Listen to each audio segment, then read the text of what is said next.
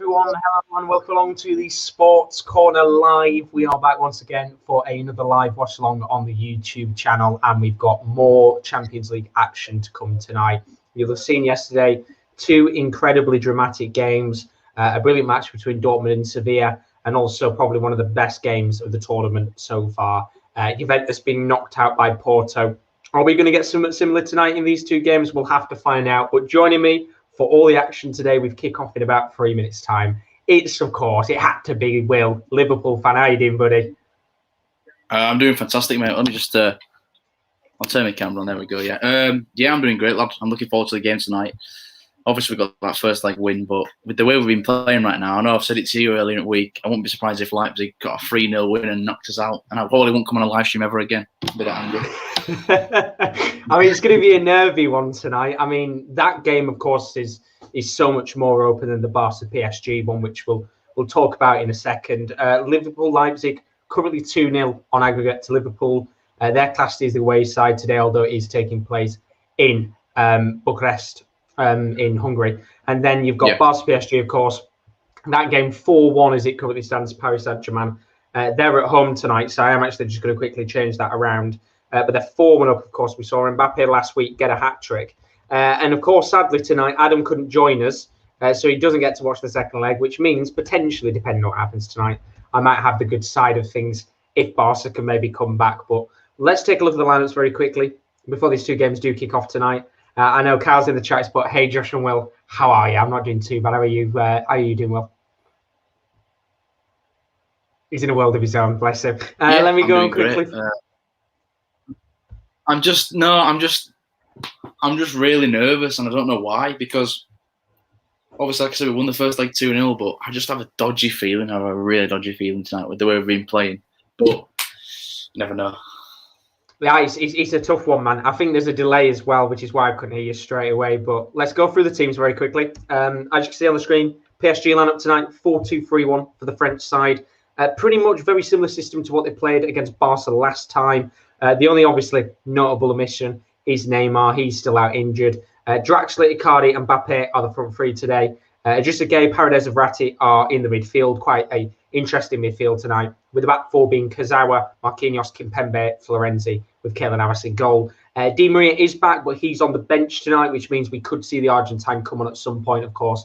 Former Real Madrid player, could come back to bite Barcelona. As for Barcelona tonight, remember, they need to score 4 goals to go through, so no pressure for them tonight. Marc-Andre ter Stegen is in goal.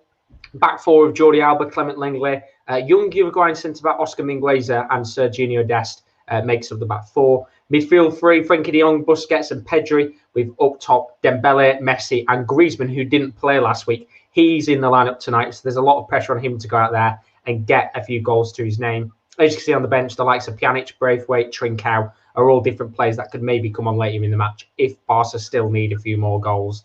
As for the Liverpool lineup, 4-3-3 today for what would technically be the home side in this match, actually, not Leipzig. Alisson is in goal. Robertson, Kabak, Nathaniel Phillips and Trent Alexander-Arnold make up the back four. Wijnaldum, Fabinho, Thiago in the midfield, which I know you were saying before, Will. Very good to see Fabinho back in the midfield with Jota, Salah and Mane up top. Yeah, it's a massive moment to see Fabinho back in midfield. Now, to be honest, I've not seen Fabinho play defensive mid now, but maybe since the start of the season, because I know he played against Chelsea at centre-back. And with all the injuries he got, he's just kind of played centre-back all season, and it's just become an own position for him. But he's back in CDM.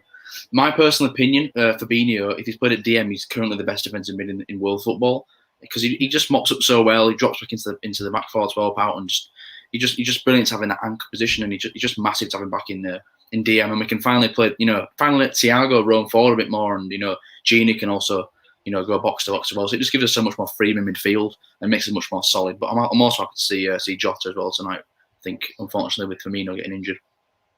Yeah, he's a big positive for Jota tonight to come in there. Good chance for him to maybe see if he can get a few goals on the board. And as you said, I think it allows Thiago to get a little bit more forward. We haven't seen that as much in the last few weeks because of the injuries. But you can see on the bench as well, Milner, Naby Keita, Oxlade-Chamberlain. Pretty much it's the usual bench what Liverpool's had for the last few weeks. No real noticeable different players on there. And then tonight, Leipzig, they're the team under pressure, just like Barcelona. They don't have to go out and score 4, but 2 could be enough for them to potentially take this to extra time, 3 to win the match. They're playing a 3-1-4-2, technically a 3-5-2 on paper, depending on how you see it. Peter Galacki is in goal tonight, former Hull City man, always got to say that. Back three sees Klosterman, Upamecano and Mukiele together. With the midfield five, you could see it potentially as Tyler Adams and Marcel Sabitzer as the two wide midfielders playing on the right and the left-hand side. With the three main midfielders being Campbell and Kunku and Danny Olmo. Up top, Yusuf Poulsen and Forsberg. That could also be Danny Olmo up top. But I'm going to stop for a second here because there's a chance for Ratti. Ball into the box and it's going to go out for a corner. But I'm going to say first to you, Will, what are you thinking for tonight's game? Because obviously, as you said, you're coming in with this with a lot of nerves. Going to be a very nervy game overall. Yeah. What are you expecting to happen? Well, I've said all week as well, Josh. I think Leipzig are going to definitely come into this game a lot more hungry, and I think you can see that in the lineup. That they've just gone more attacking. I know when they played us in the first leg, I think they had Olmo up front by himself. Whereas that they're going with two at top with Poulsen, who came on as a sub in the first leg. So they're going to go for it, which they need to because obviously they're 2-0 down. But yeah, I've just got a sneaky feeling that Leipzig are going to bag a couple of goals and put the pressure on us tonight. But when I saw Fabinho back at DM, you give me a bit more of a confidence booster. I'm going to go 1-1 tonight, I think. I'm going to back my team to go through on aggregate 3-1. But I think it'll be a good game again once again tonight. Of course, you got to back your own team. You're not going to say that Leipzig are going to win in this situation, but it should be a good game. I mean, of course, I'm not going to be able to watch that one. I've got tonight Paris Saint-Germain against Barcelona. Whether that's going to be a lucky thing or not, I don't know. Adam got 5 goals last week. Certainly probably got one of the better games in the first fixtures of this round of 16. But Barcelona being away from home, they've got to do the La Remontada again. They need 4 to go through. I think it's going to be a bit of a tough pass tonight. It's one of those situations where if they don't score within the first 10 or 15 minutes, it's going to be very, very hard for them to get into this match overall. And don't forget, if PSG score 1 as well throughout the entirety of the match, it could kill it. Thiago, oh, sorry, mate, I was just interrupting there. No, go for it. I think Leipzig were passing it around and Thiago brought the play up really nicely, drove forward, tried to play in Salah, but he didn't put too much on the pass and Leipzig managed to clear. But yeah, again, like I said, Thiago, I've never seen him so far at the pitch for Liverpool since he signed for us. He was running towards their position box there, so that's what I'd like to see more of. Thiago making those forward runs. But yeah, an early chance there for Liverpool. Probably should do better, really. Big chance in the game. Tubbs, how are we doing? Oh, you're all good. Welcome, buddy. Daz is in the stream as well. Good evening, Daz. Hope you're all good. He's put evening, Josh and Will. How are you both doing tonight? I'm not doing too bad. Thank you very much. And then Daz has put, are you hungry? Yeah, and do you know what? Before I went live tonight, I had a McDonald's McFlurry, which I put in the freezer yesterday. Although I'm going to stop for a second because Debel is in here. On the left wing, he's inside the box. Plays it towards the path of Messi, who you'd expect to have a big game tonight. Takes a shot on, and it's deflected in the end and out of play. But look at this. Obviously, I've had it in the freezer. It's been out for about 10 or 15 minutes now. It's just a big, massive block. Goodness me. So I'm waiting for it to eventually defrost and then actually be able to eat it. But, yeah, I'm a little bit peckish tonight. But Tubbs put, I missed the stream yesterday.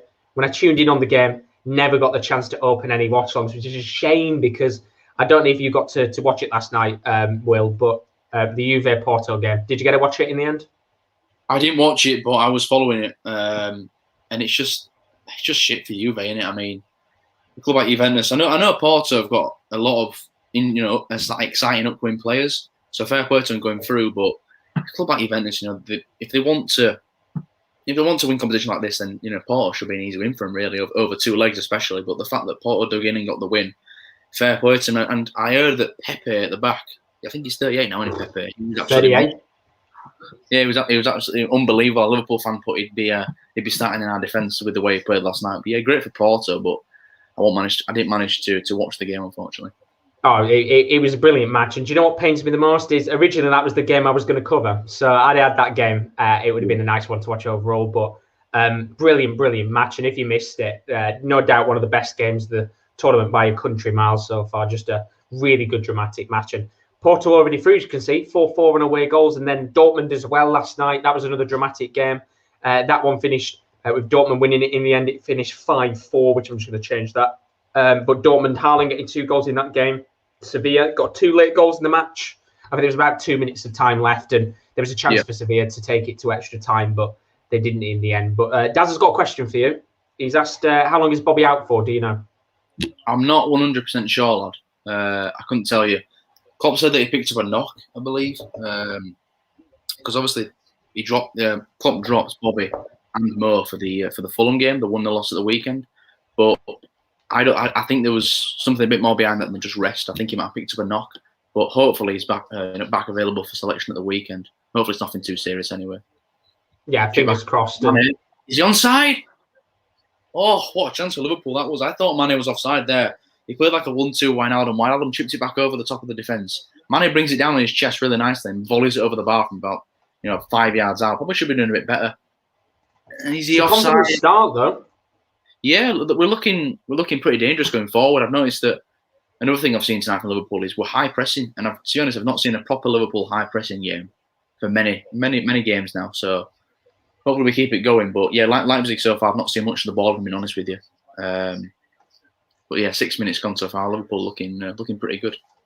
Yeah, we've got a free kick here in this game for Barcelona. Kimpembe has gone into the book early. I mean, I've just seen what Tubbs has put. Oh no, Josh is doing a watch along. This is going to be a boring game for sure. Let's hope not tonight, because I've got a bad tendency of that. But Dembele's gone down. Kimpembe getting a yellow card, right decision from the referee, and it's in a good position, just outside the box. You'd expect a player of Messi's quality to be at least hitting this on target. But there was a lot of debate going on last night. Ronaldo. I was saying to KD before the match, I said to him that I thought Ronaldo was going to play terrible, and then he didn't really turn up in that match. But Messi tonight has got to show up, because, of course, for Juve it wasn't as much of a margin. This is a bigger margin when they've got to score at least 4 goals to win it. It's a crazy one. But 23 meters away from goal. Robin's rubbing it in as well. He is. I know I could have had it. I've got this game instead, but let's hope this one turns into a good match, because Messi on the free kick here. If he puts this in 8 minutes in, which he's hit it, it's just over the bar. So a good chance there, but going to go wide. And as I said, Barcelona, they need something soon in this game, because for me, if they don't get something probably by the 20th minute, you'd assume that it's going to be impossible for Barca to get back into this. Yeah, I think it was very similar to like when Barca played PSG. Didn't they get the first goal like 2 or 3 minutes in, like a scrappy goal. When Barcelona came back into PSG, they got a pretty early goal, didn't they? And they set the tone from there. So I agree with you. I think they could definitely do with an early goal, but I don't feel this Barcelona team can do it at all. Like 4-1 down, I think the tie's already dead. To be honest with you, they're going to give it a go, obviously, because they're losing, but. There's no fans in the stadium, and this Barcelona team is a shadow of its former self, really, is what I'm trying to say. I mean, for me, kind of the way I look at Barca is, when you look at the bench, there's nobody on the bench who I look at and I think maybe Braithwaite was okay when he came on, but in terms of the quality you'd expect for a Barca team, they haven't got anybody there on the bench who I think could make a difference in the match and bag a few goals.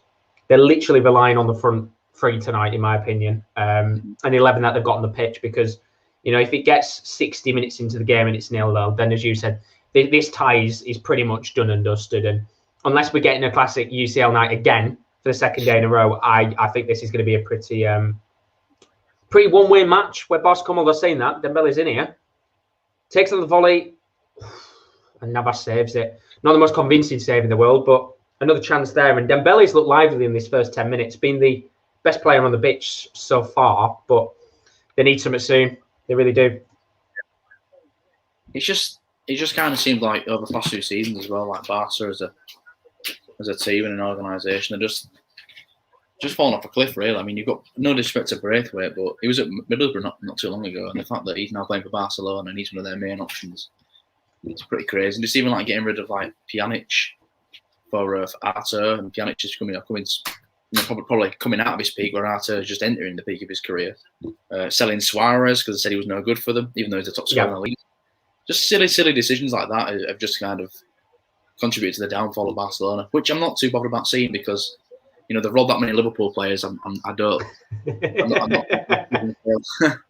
No, it's fair. And the treatment, I mean, as Tubbs have put, Barca misses Suarez miserably, in my opinion. The treatment of Suarez and how he left the club was criminal. And, somebody of his quality, if they had a player of his quality in the game, you could have someone like a Griezmann who comes off the bench, and there'd be a challenge in the team. Suarez playing up top every week would motivate Griezmann a little bit more to actually put better performances in, because he's got nobody there to challenge him right now. Trincao, who plays on the right, is never going to get into the team over a Griezmann. So there needs to be more competition at the club. But Messi's hit one from outside the box. He's blocked in the end, still got the ball. He's gone down, but no free kick given. There was a chance as well for Leipzig. I didn't want to interrupt you when you were talking, but there was a chance where I think it was Forsberg. No, it was Nkunku driving the ball forward, and he slipped in Danny Olmo. Olmo took a bad touch, but Poulsen rolled Robertson. He somehow bounced back to Olmo, but Alisson was on his toes. He came off his line, made a fantastic save. But it was a bit of a let-off for Liverpool. An early chance for Leipzig in the first 10 minutes to get one back, but look at Liverpool survive. And then Salah went at the other end on the break, but nothing came of it. But it's been a very lively game so far. Good opening first 10 minutes with her. Dembele's in, and that's a shocking shot. In fact, I don't know if Kimpembe's got a block on that, but if Kimpembe has, that's very, very good defending. And he hasn't. It's just a bad shot in the end. Dembele, again, getting himself into a position just outside the box, takes a shot on, tries to kill it top right. Terrible shot in the end, and it doesn't come to anything. But I'm going to apologise in advance. I'm going to look very, very scruffy eating this McFlurry, but it's still frozen. So I'm just going to have to try and eat it because it's melting, and I'd rather have some of it without it all melting. So I do apologise, but there's been a few chances in this game. You might as well bang it in microwave, to be honest, Josh, with the way it's been frozen for a good half an hour now. It has, honestly. I put it in the freezer yesterday, and I didn't think it'd be that frozen. I thought, no, I'll give it 10 minutes, and it'll probably be all right to eat. But it's just don't want to unfreeze. It's awful right now. But at least there's not too much going on here, so I can actually just sit and eat it. Yeah. But I mean, so far, it's Barcelona pretty much all the way in this game. 13 minutes in, there's been little opportunities where PSG have come forward, but I think one thing they will always remember is that La Remontada. They will just want to not let Barca get a goal in this game, because that's when the doubt and nerves will start to creep in.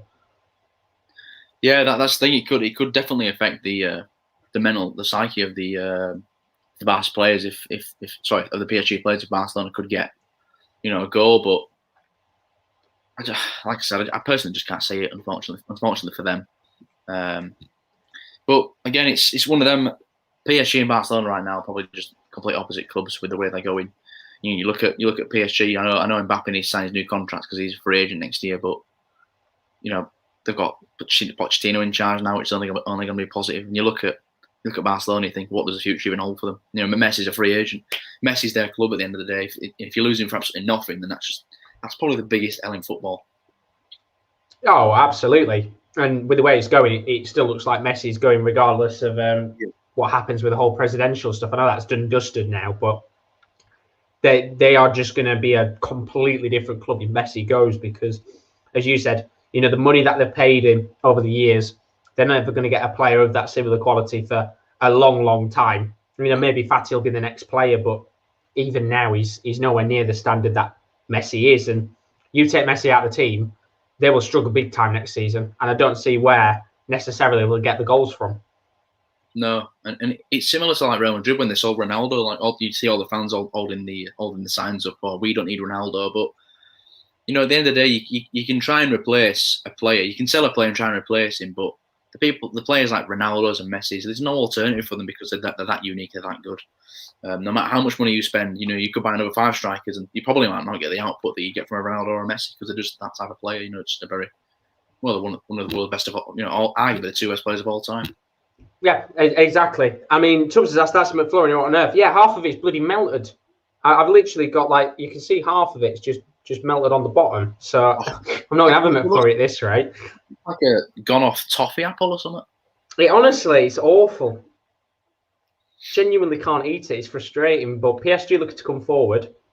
It's going to be with Adrian again, trying to get it into Verratti. Lots of space on the left for Mbappe, who we know scored a hat-trick last week, and he's in here. Good chance for the Frenchman. Takes the shot on straight to the hands of ter Stegen. Good save in the end, and not really much coming for PSG so far in this match. But they'll be happy knowing that Barca have got to score 4 in this game. I think even if Barca do get 1, they'll be fine with it. They've got Mbappe up top. Yeah, that's the thing. If Barcelona do get a goal, and then they push on to try and get more. It just leaves more space for PSG. And we know how quick Mbappe is. On the break, it can be absolutely devastating.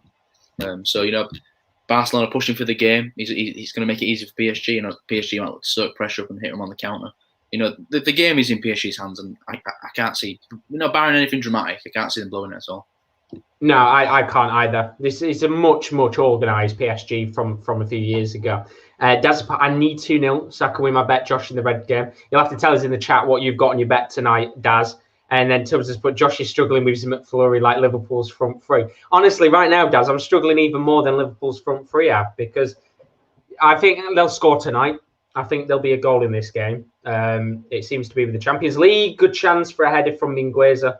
He's gone out for a corner. That's the best chance I've had of the game so far. But I can't eat it. I'm genuinely going to be sat here with a McFlurry that's just melting. But good chance there.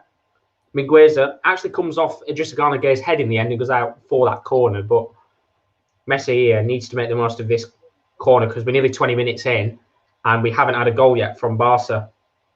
Ball's lobbed in, tries to get towards Lenglet, and a free kick's given to Paris Saint-Germain. And that's another chance that's gone wide. Yeah, not much happened in the last 5 minutes. So my game was kind of both teams swapping possession, but my stream keeps freezing now and again. So it's kind of like I'm getting a bit of speed up lag. It's almost like I'm playing a bit of FIFA.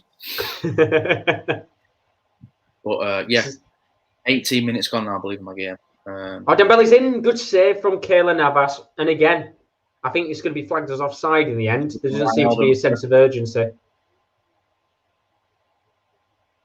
Nice ball from Trent to Mo on the right hand side, and my stream's frozen again. Oh, just what you want. Literally just what you want. PSG coming forward here. Verratti on the left-hand side. Got loads of space to play the ball to Mbappe, who's desperately screaming for the ball. In fact, he tried to let off to Draxler on the right wing, who just got a bit of space to move into. And in the end, the pass just a little bit too heavy from Verratti. Good defending at the back from Jordi Alba, who just stops the opportunity. And now Barca on the attack. And it's been a good pace to this first 20 minutes. Very lively game, as you'd expect. But Barca just not being clinical enough in front of goal, which has been a little bit of the problem when it comes to the Champions League so far. The group stages, they didn't play great. And they haven't really played amazingly well in the knockouts so far. Messi to Dembele. Doesn't get to him in the end. Good defend at the back. Kimpembe and Marquinhos. Very organised. Very, very, very good team now at the back. But here comes Griezmann. Now into Dest, who's in the right wing. What can the American do here? One of the stars feature. Lovely ball to Griezmann. There's loads of space inside the box. Is it mine or Josh's internet that's messed up? Because Josh is not on my screen. Am I not? I can hear you. I'm having some technical difficulties here. I don't know if I'm on screen or not. You'll have to tell me or not. But I can hear Will.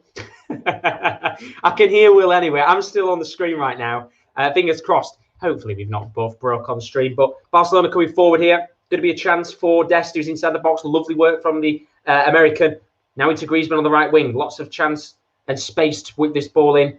It's going to come towards Busquets, who sees a ball towards the path of Alba, who's on the left wing there. And Barcelona holding the possession, but not really being able to do anything with it so far, as I think we've got Will back now. Fingers crossed.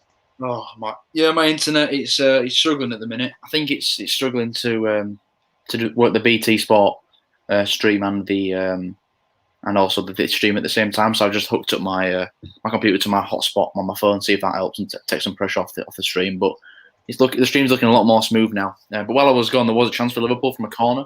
And it was Diogo Jota that won the header. It was a fantastic header, but Peter Glasgow with a quite brilliant save, to be fair. And then Leipzig went up the other end. And Nkunku crossed the ball in. Alisson kind of flapped it a bit. He kind of whipped it across and was no one in the box. Alisson came out of his goal, kind of misjudged it. And luckily, Thiago was there to block the rebound from going in. But yeah, 20 minutes gone now. It's gone very, very fast, this game so far. Yeah, this one's gone quick. I mean, we're 20 minutes in this game, so still lots of time left. But it's been a really good pace. I think Barcelona will be a little bit frustrated. I think they've not got a goal yet, or they're saying that Messi's coming forward here. Plays ball to Alba. Loads of space on the left wing. He's played into the path of Dembele out for a corner.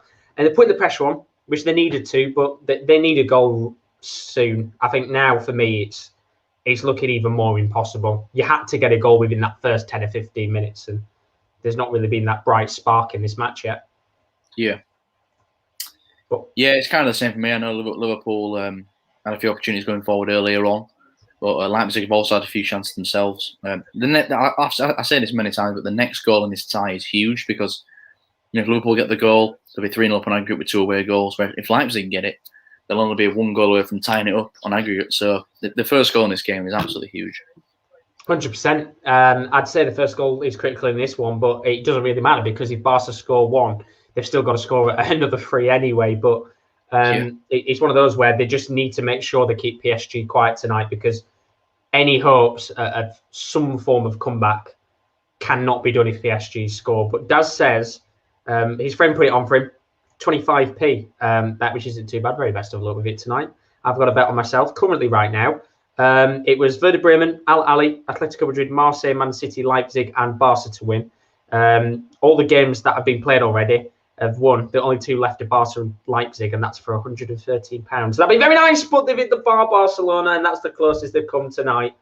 And that was a real big opportunity for Serginho Dest on the right wing, and it's the young American who nearly took it into his own hands there to get that first goal of the evening, but he hits the top of the crossbar and it ricochets out of play, but massive chance for Barca. And as I said, if they needed any hope of a comeback, that needed to go in the back of the net. Big chance, though. Still 0-0. They're going to come forward again. Another ball to Dest, now into Puskas. Some good football from him here. I mean, you were saying in the chat, weren't you? Where is he? I think it was Kyle's message. It hasn't actually appeared up in the chat. Oh, there we go. Tubbs has come up. Safe to say Bayern annihilated Barca's mentality with that 8-2 game. I think Barca's mentality for the last few years has just been destroyed. The Roma comeback, Liverpool comeback, it's destroyed him. But Debel is in here. He could lay the ball to Messi. Oh, Messi. We had a Ronaldo disaster clash yesterday, Will. I think we're on course for a Messi one.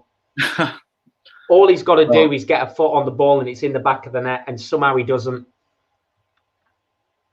We've got a chance here. Free kick back for Leipzig, well led away by Nat Phillips. So I know you might know I've said many times that I'm a big fan of Nat Phillips when he plays for Liverpool. And that is an unbelievable ball from Thiago. Over the top for Mo Salah. He's onside. It's Mo. It's a really good save from Galashki. Sadio Mane, what's he doing? Salah, what's he doing? Shoot! Shoot! Oh my God, what have I just I'm guessing they didn't shoot in the end. They got the shot off, but I'll try and explain it. So what happened was it was a free kick for Leipzig. Liverpool have looked very dangerous on the break tonight, I'll tell you that. It came to Thiago. He kind of did like a bite. I don't know how to describe it. It was like he jumped up in the air. I don't really know how to describe the action, but he jumped up in the air, played the ball over the top. Fantastic ball up to Mo Salah. Salah was almost one-on-one. Galashki closed the angle really well. Salah's shot was saved. It came back to Mane, who tried to head the ball. He completely misses the header. It bounced off like his shoulder, I think. It then comes back to Mo, who misses the ball. And then Sadio Mane gets back up and kicks it over the crossbar. And Leipzig get a free kick. Absolutely incredible set of events right there in probably like space for 5 seconds.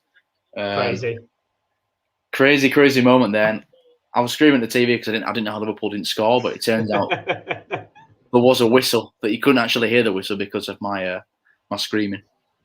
No, it's all good. I mean, we had an acrobatic chance here a moment ago as well. Messi. Thiago for his glow tonight. I was going to say the acrobatics in this game so far, mental. It was an easy save for Galashki. Good technique, but it was never going to go in. But Paulson just rolled Nat Phillips here. It's coming down the left-hand side. Trying to get it into the middle, but it's well blocked away by Fabinho. Looking for Emil Forsberg, but it was blocked out. And now it's being cleared away by Kabak.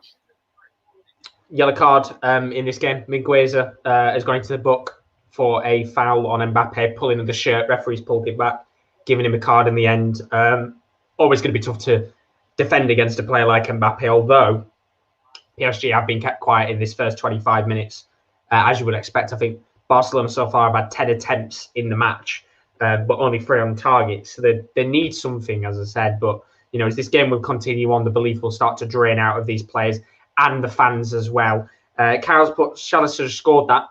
Mane should do better with the header, poor. And then put Messi and Thiago with bicycle kicks. Yeah, they're very, like you said, it's bicycle kicks galore, but I agree with what Kyle said there. That should have been a goal for Liverpool because Salah, he was one-on-one, but he kind of, I don't really know what he was doing. He kind of closed the angle for himself and he hit the shot straight at Galashki. And I'm not too sure what Mane was doing on the rebound. He tried to head the ball, but it's almost like he's double tapped B and he's headed it straight into the ground like he would on FIFA. But yeah, Liverpool should. That's a big opportunity for Liverpool to almost pretty much kill the tie off there, but it keeps Leipzig in it, and Leipzig have now got a corner ball. Have they done much so far? I'm guessing obviously about 25 minutes in. Have they had any big chances, or is it been pretty much all Liverpool? No, they've had a few chances, to be fair to them. They had a chance earlier on where Olmo kind of broke through the middle, and the rebound came back to Poulsen, I think, and the shot was well saved by Alisson. And they've had a couple of corners here and there, but other than that, not too many chances. But they have had a few chances. They've had a few opportunities where they could have scored a goal. Basically, they definitely could have scored in this game so far. But like you said, with the chance they've had so far, Liverpool could have had maybe a couple. Leipzig could have had one themselves. Both teams look very, very fluid going forward. It's just finishing the chances. Yeah, I'll talk about finishing chances. Might be a chance here for PSG to finish this tie. Ball lobbed in the end by Mbappe towards Icardi, but it doesn't get to him. And it's another kind of small chance in this match for PSG just to get that goal that will kill this game off. And it's a really good cross in the end, actually, but lands straight into the hands of Andre ter Stegen as Icardi tries to desperately sprawl for the ball. And I think he's accidentally hit a certain area as he's gone sliding in. I think he might have just ricocheted into the post. Yeah. Just seeing the replay now, as he's gone obviously to go in for the ball. No, he's not actually ricocheted with the post. I think he's just as he's gone obviously to slide in. I think he's twisted his ankle there. Who's that? Did you say? I think that's Icardi's night done. I think he's just twisted his ankle.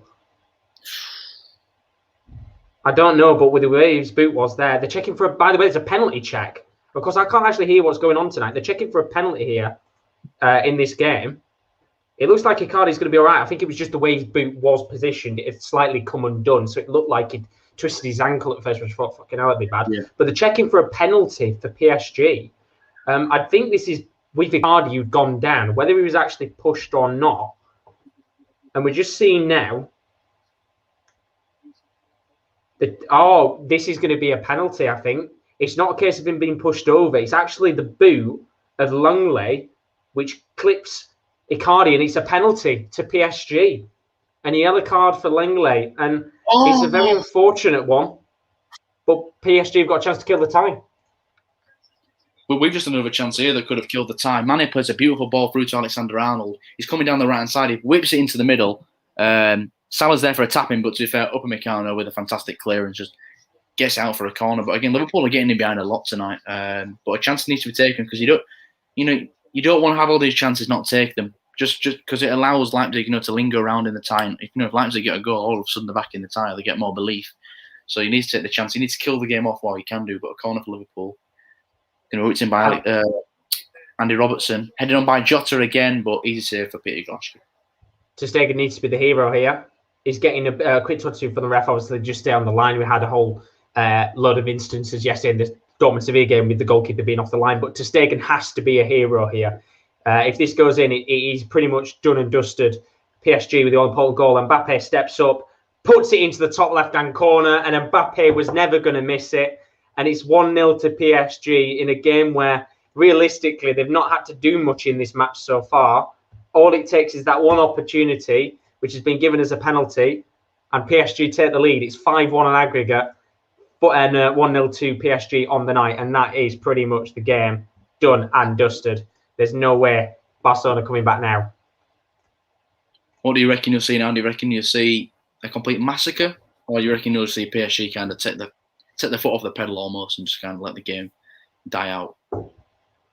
I see this game becoming a bit of a massacre. I don't think this PSG team will sit back. I think they want to go out there and make this scoreline as ruthless as possible. If they can come out of this fixture and it be like 8-2, 9-2 on aggregate, yeah, again, it's going to look really bad for Barcelona. I mean, it already is now at 5-1, but all Barca can do, in my opinion, is just keep going, just keep pushing forward, trying to get goals, maybe see if they can win this tie overall, and maybe not an aggregate, but just get something in the game. But saying that, Dembele's in here, could be an instant chance to equalise it up. Dembele cuts in onto his stronger foot. That is an incredible tackle from Paredes. Still in the box, though. It's with Messi, and eventually it's cleared away.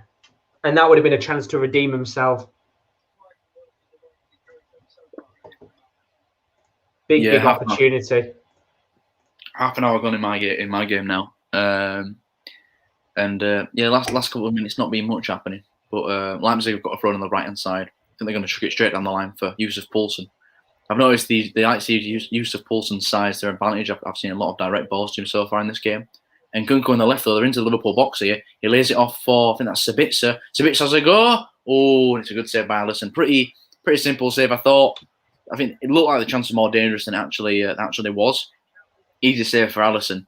But another attempt there from Leipzig, from Sabitzer in the edge of the box. Good save from Alisson. Probably wasn't even going in anyway, actually. We had a good chance then for Barcelona again coming forward as you'd expect it. I think it was Oscar Mingueza coming down the left-hand side. Ball played to Pedri on the right wing. He tries to get the ball around Levin Kazawa and run into the box, but his second touch to try and take it past Kazawa was a little bit too heavy in the end, and it Kazawa had to play for a goal kick. But they're in here, if you're a Barca fan, you're worried. And Kunku finds Forsberg. Forsberg! Oh my! Oh, I thought that was going in then. Again, Liverpool, I think it was Phillips or Cabot completely missed the header. It came through to Olmo, almost kind of been playing more as a direct striker again. I know he was listed as a striker in the first leg, didn't do too much, but he's making a big influence on the game tonight. And Kunku puts it into the box of Forsberg. Forsberg tries 1-2. It comes off a Liverpool defender. And then Forsberg's left foot shot from the middle of the box just slithers wide of the post. Alisson didn't have it covered. But again, another big chance for Leipzig they haven't taken. Got to take the chances. That's the thing. I know, obviously, their game is very different now to the one that we've got. If they can get a goal, of course, being the away team technically in the match, will put Liverpool under a lot of pressure. And as I said earlier on, very similar to the Barca game, they get a goal before half-time because they don't have to get 4. They only need 2 to take it to extra time. Then it'll make things a lot more interesting because we know right now Liverpool have been very, very nervous and, of course, very poor over the last few weeks. And Leipzig need to capitalise on that. Absolutely, yeah, absolutely. I mean, if they can get that next goal, all of a sudden the Liverpool almost cave in and try and defend their lead that they've got because Liverpool are going forward quite a lot and they do look pretty open at the back when they're going forward. They want to kill the tie off. You can definitely tell that, but at the same time you can't push too far forward. You are leading 2-0 aggregate. You don't want to get too stupid. You don't want to go too gung ho. But yeah, so far Leipzig have had the chances, but Liverpool have also had their fair chances as well. So I can definitely see a few more goals in this game without a doubt. And we've had another chance in this game for Barcelona. And I tell you one thing tonight, again, it's Dembele, probably his 4th, 5th chance of the game. And in this situation, I don't know how he's not putting this in the back of the net. He's inside the box. He's on the left-hand side of the near post. All he's got to do is get a good bit of bend and curl on the ball, and it's going in straight at the keeper. And I mean, they're already going to make a change here, Barcelona. Now, I don't know whether this is a tactical tweak or whether somebody's picked up an injury, but Oscar Mingueza is coming off the pitch after 35 minutes. And that, to me, doesn't look like an injury. I think this is just a case of a tactical tweak from Koeman, 35 minutes into the game. And the young defender is slightly embarrassed by being taken off the pitch. Who are they bringing on for, did he say? Junior Firpo. Very, very strange one, that, isn't it? I thought if they're going to bring someone on, you'd bring on more of an attacker maybe if you're desperate for goals. But it's almost a like-for-like change, really. Unless you're going to play Firpo as a winger, which I wouldn't think is very likely. This is the confusing thing for me. I mean, Tubbs is saying Mingueza is likely to get a second yellow, which is fair, but you wouldn't take him off 35 minutes in. And the confusing thing for me is Mingueza is playing as a centre-back tonight. Firpo's more known as a left-back. So whether Firpo is going to play as the centre-back and plays a makeshift defender, I don't know here, but really strange in my opinion to take him off. But chance here for Griezmann in the box, ball whipped in, the Frenchman gets his head onto it, but it's not enough to put it into the back of the net, and it goes straight to the hands of Keylor Navas. But still, I think Tubbs, even now, to be taken off 35 minutes in is still pretty embarrassing, regardless of whether you've got the yellow card or not. But Tubbs did ask, do you reckon PSG are going to be the favourites this year? They're looking very, very good. I mean, my favourites, I still see them as Bayern because, they can literally turn it on whenever. We saw it against Dortmund at the weekend. They went 2-0 down. Everyone, it was, Haaland, 2 early goals. But then I know Lewandowski bags a hat-trick and they end up winning 4-2. I just think Bayern is the most complete side at the moment in Europe. But PSG made the final last year, so that they're definitely no mugs. Messi! Oh, what a goal! That is unbelievable! He's just hit one from about 35, 40 yards out, and it's gone right into the back of the net. Who was it? What a goal! Lionel Messi. A little bit of Messi magic. And it's a brilliant, brilliant shot in the end. And it just curls in the air and it bends. And you look at it at first, Will, and you think it's just going to go straight towards Keylor Navas. But there's just a slight little bit of bend and curl on the ball as it gets towards goal. It's right into the top corner. And that is a brilliant, brilliant goal. And I mean, obviously, they've still got to get a few more in this match. And Messi's coming forward again. Ball up towards Dest. Keylor Navas has missed it. They're calling for a penalty. Referee says play on. But what a brilliant goal in the end. I mean, it might not mean much in terms of the complexion of this match, but it's an absolute screamer. 1-1. Trademark Messi in it, I guess. But unbelievable. I say it's a shame. It's a shame it's 5-2 in aggregate.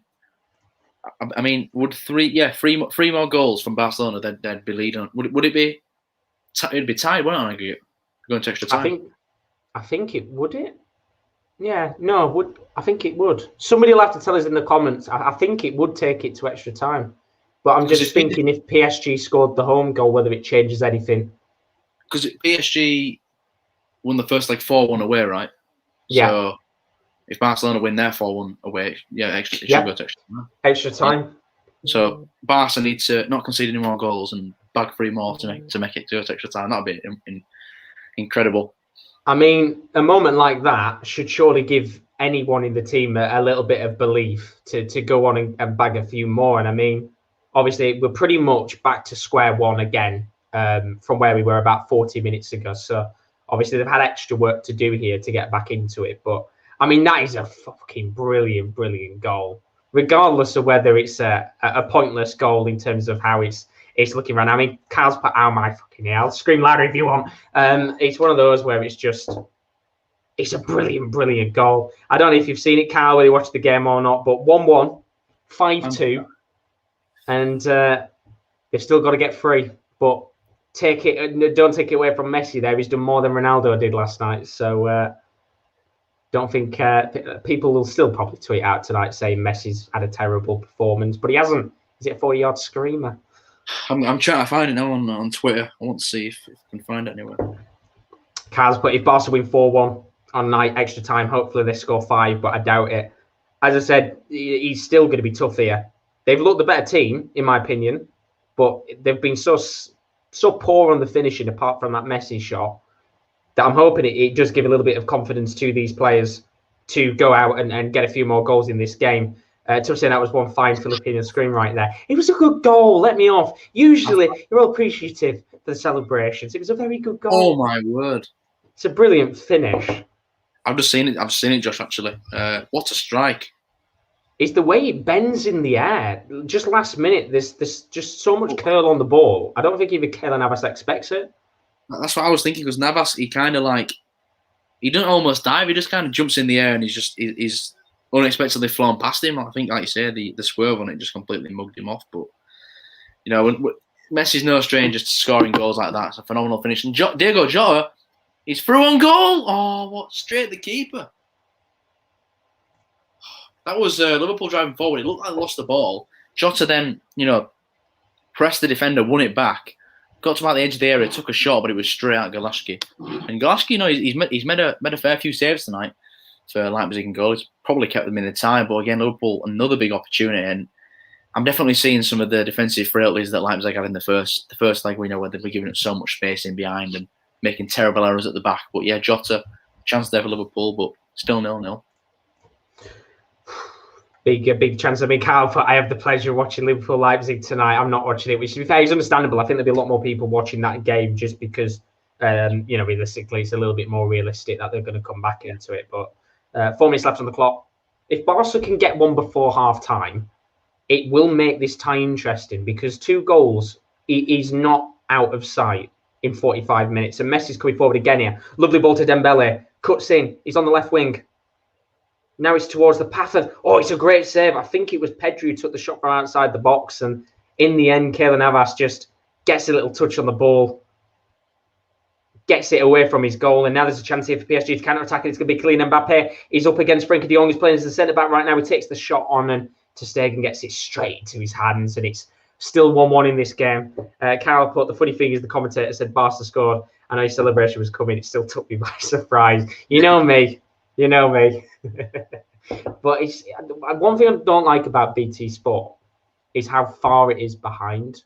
If you're watching it live, if you actually had BT Sport, on a box or something, it's like 30, 40 seconds behind. It's really frustrating. It's very annoying. Yeah, it's very annoying. They need to improve on that, definitely, for sure. But Tubbs has put, I have a feeling this Barca game is going to be an exciting one. PSG has a history of bottling big leads to Barca, ironically. It's one of those where, as I said, Barca are looking the better team. They're looking the better side, just not good enough at finishing in the final third. Nkunku. It's a waste from Nkunku. And Nkunku's looked pretty lively tonight on that left-hand side. He's been cutting and he's been putting in some nice crosses, but he had no opportunity there where he could have got into the ball into the box. He took the shot on himself, and it's a terrible decision. It's flown straight over the bar. We're about 2 minutes away from the 45th minute, so my stream's frozen again. So I'm going to try and read. Oh no! It is shit in the bed tonight. Very much shit. Hopefully you don't see a goal going while it's frozen. Worst thing in the world, isn't it? I always remember, and I know it's got nothing to do with it freezing, when the World Cup was on a few years ago, and I think, was it when Gerrard scored an ITV cut to an advert? He went cut to an advert, didn't he, for some strange reason? Yeah. So they were clean through one, the advert came on, and the England players are celebrating in the corner. It's like, what's going on? Yeah, exactly. It just reminds me of that. I remember sat there, obviously, you see England going through, and it just went to an advert and think, what the fuck's going on? I wonder if I can find that on YouTube if someone with but yeah, I think it is. When we were playing the USA, wasn't it? And Green had absolute mare. Yeah, it was. It was like, I can't fucking speak. It was that game. Strange match, that one. Weird game. But we've got a minute left here. PSG Barcelona 1-1 in this match, 5-2 on aggregate. Tubb says if Barca scores before half time, this game will be on most definitely. Even if they score within the first 5 or 10 minutes of the second half, it's still on. But right now, there needs to be improvement for me. As mad as it is to say, there needs to be an improvement in finishing, because you cannot rely on Messi scoring 40-yard screamers for the next 3 goals. Griezmann's been a little bit too quiet. Dembele's been really vivid in this match, been really good to watch, but just not good enough inside the box. And obviously Messi took it into his own there to take the shot on in the end, but there needs to be some form of improvement. And I don't know whether it's... You don't really want to take any players off. They've already brought on Firpo for Mingueza. A little bit more pace than Mingueza in the defence, but something has to change soon for Barca, because as much as we can sit there and enjoy that goal for its brilliance, it will mean nothing if in 45, 60 minutes time we sit there and say PSG have gone through. But they're through again here, Barcelona. Sorry, I'm just struck my stream, it's not working. No, you're all good. I thought for a second we got a chance. No, we had a chance. I've literally just turned the stream back on. It was another crossing by Nkunku. Forsberg heads it over the crossbar, but there's one added minute onto the end of the second half. It's a penalty to Barca. I'm so sorry to jump in, Will. I'm so sorry to jump in. Oh, the referee's just given a penalty, and Griezmann, who's gone down inside the box. I think this is a penalty. Obviously, I'm going to see it again in a second, but the way that the tackle looked, in my opinion, it has to be a penalty. It's a high foot from Kazawa, who, remember, he's already on a booking in this game. He's gone for the ball. He's kicked Griezmann in the leg, and that's a penalty. And this is a big moment in the game, because he could also be sent off for this. I don't think he should be sent off. I think it's a 50-50, where he's a little bit unlucky that he didn't get a touch of the ball. But I think the referee is pointing to the spot. Barcelona have got a penalty. What the hell? Oh my VAR's God. Checking it, by the way. How have we not scored? So Robertson gets the ball in a natural left position. He whips it right up the field. It's a sensational ball. He goes up to Salah. Salah wins it off his chest. Salah brings it down on his chest. Upamecano tackles him, and then he tries to dribble away, takes a massive touch, it comes to Jota, he's about 3 or 4 yards out and he kicks it into the side netting. Oh my word, Liverpool have had so many chances in this first half. That was Upamecano as well, the new Bayern centre-back. They've just paid 50 million for him and he's almost completely cocked it up there. But yeah, we've just hit half-time, 0-0 so far, but very good game to watch. Big moment. It's been given. It's a penalty to Barcelona and Lionel Messi has a chance to make it 2-1. This is an exciting game now. I mean, Keylor Navas here, I was literally saying earlier, of course, Ter Stegen had to be the hero. Keylor Navas can become pretty much a PSG hero here. 1 minute left on the clock of additional time, probably about a minute and a half because of the Mbappe was down as well. He's had a little bit of treatment on the side. But Messi here has got a chance to be a hero, to make it 2-1 before half-time and really spur a chance of the Barcelona comeback. This is humongous in the complexion of this knockout fixture. He already scored a brilliant goal against Keylor Navas tonight. He steps up to the spot and he saved! He saved and it's off the bar! Can you believe it? Keylor Navas, he saves it and it ricochets up in the air and it hits the bar and goes out. I mean, that is a world-class save from Keylor Navas. It's not the greatest penalty in the world from Messi, in my opinion, but he saves it with his foot, and somehow it's not in the back of the net, and they've got a corner here, Barcelona. Unbelievable. Just when we thought there was going to be, we were going to have a very interesting second half where Barcelona need 2 goals, Keylor Navas has to ruin the fun. But wait, he's been checked. Stop. He's been checked for a retake. Oh my God. What's going on? We had this yesterday with Sevilla Dortmund, where there was a situation where I think it was Bono who was off his line too early. The penalty was retaken again. He's being checked for another chance at a penalty, but the referee is giving a corner. Keylor Navas is okay. Oh, I mean, that would have brought some drama if it was retaken again. But corner for Barcelona. They need to put this in. Comes in towards Puskas. He's cleared off the line by Florenzi. And I mean, PSG here, living life dangerously before half-time, you have to admit. And now they're going to try and push up the pitch to get a goal to really kill this game off. But De Jong comes back. The referee blows his whistle for half-time. And wow, well, Lionel Messi, is he going to be hero or zero? Because it started off with a brilliant goal for PSG. In fact, it was from the penalty spot. Great penalty from Mbappe, who scored the first goal of the night, put it past Ter Stegen. Then we saw Messi with a 40-yard scream, unbelievable goal. And then just before half-time, referee gives a penalty to Barcelona. Messi steps up. He puts the penalty kind of towards the middle, towards the left-hand side. Keylor Navas saves it with his leg. It hits the bar and rebounds out.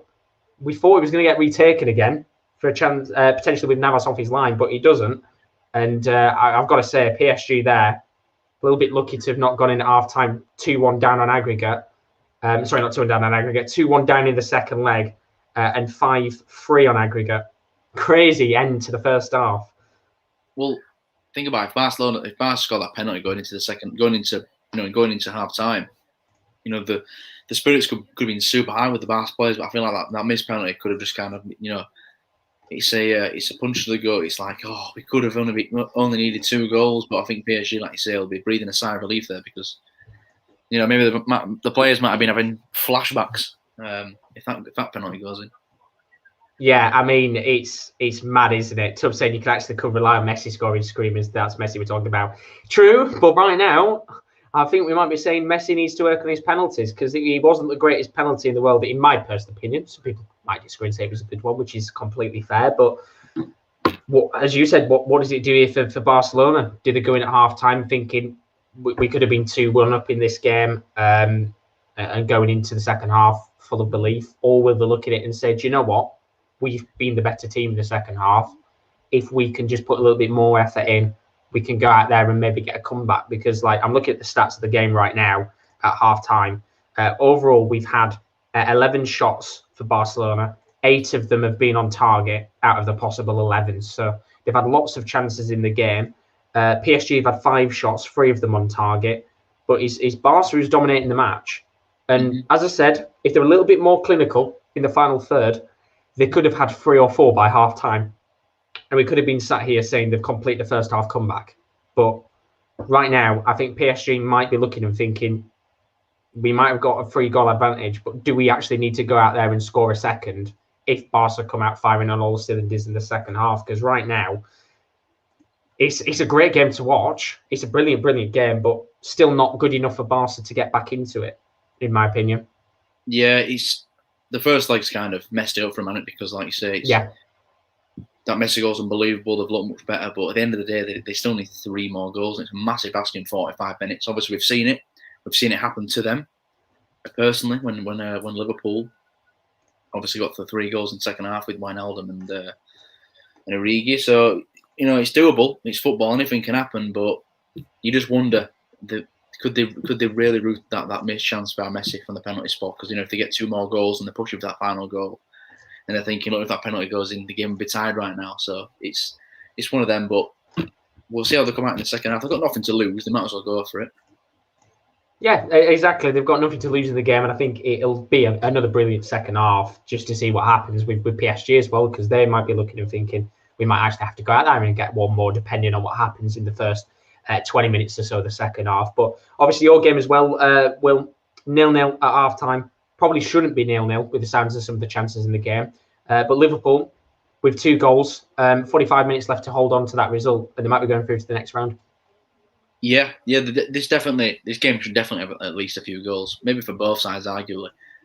Liverpool have looked very, very dangerous going forward. They've had a lot of chances. Salah's been, like I said earlier in the game, one thing I've noticed is the Liverpool players, their pressing, the high pressing seems to be back, which is very good, because when Liverpool were going through that stage of winning a lot of trophies, the high pressing was the main key to it. They didn't let teams breathe, and they're constantly, running down their throat as well, and we've seen it tonight where Leipzig are on the ball, Liverpool have won the ball back and gone down the field and had a chance, and they're just not taking it. So yeah, Liverpool probably could argue have 2 or 3 goals tonight, but Leipzig also had 1 or 2 chances here or there. But yeah, it's been an entertaining game, even though it's 0-0.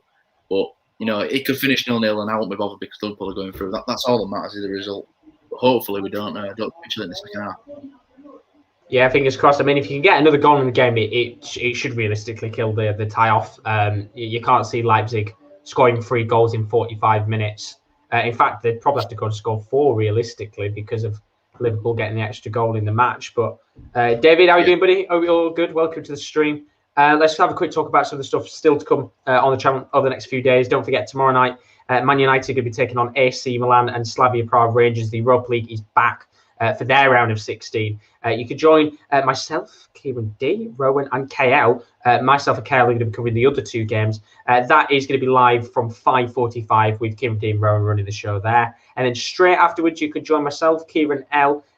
Will, of course, he'll be joining us, and Adam will be joining us 5 to 8 for that 8 p.m. goals show. That it does include Olympiacos against Arsenal and Roma Shakhtar. And then on Friday morning, don't forget, early Fridays are back. Melbourne City taking on MacArthur Bulls. Rome will be live from 8 a.m. at the usual time, as always. And don't forget, if you want to take part in that UCL FIFA Sim tournament, which is going to be taking place soon, then please do put your name down in the comments below. That tournament is going to be fantastic to cover in the next few days. We're hoping to do it. There's 32 players we need for it. You can get yourself a cash or a gift card prize if you win the competition. And most importantly, you don't need an Xbox or a PlayStation or even FIFA, and it's free to play. So it's well worth taking part in if you haven't put your name down for it already. Then do put your name down in the comments below. And we'll add you onto the list because it's slowly growing, and it's very nearly getting to a full 32-man tournament. So it will be greatly appreciated for those of you that haven't maybe put your name down and want to put in the comments, and we'll get you into that competition in the next few days, fingers crossed, when it takes place. But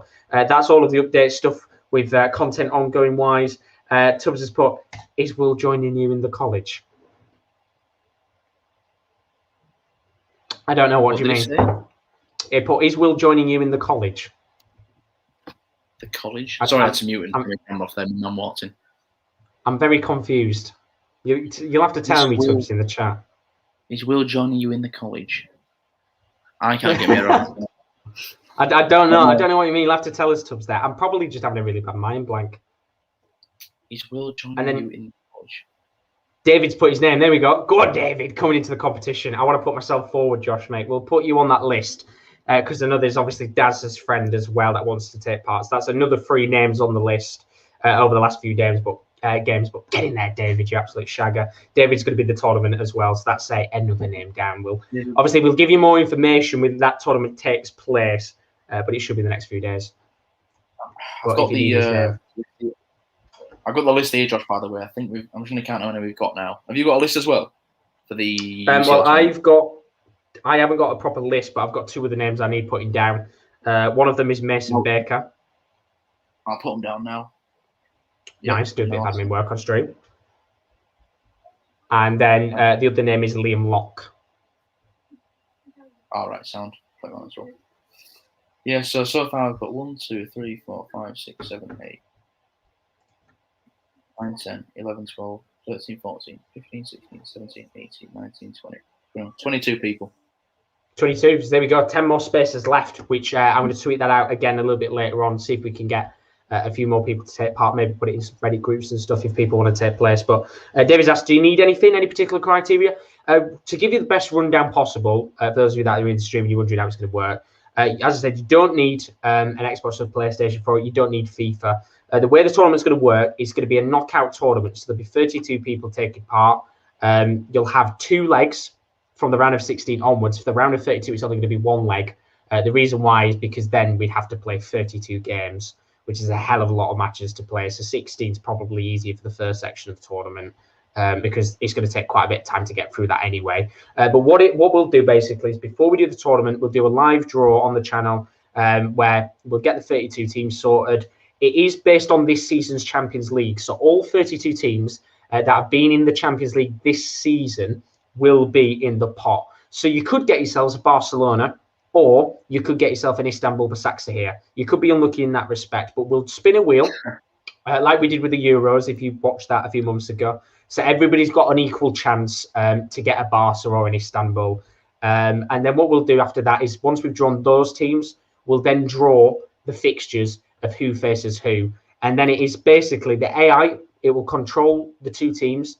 You can make your changes to your teams before the games kick off. You can choose formations and tactics, and then we'll stream the matches live. We'll do commentary and stuff for them to make it a bit fun and different.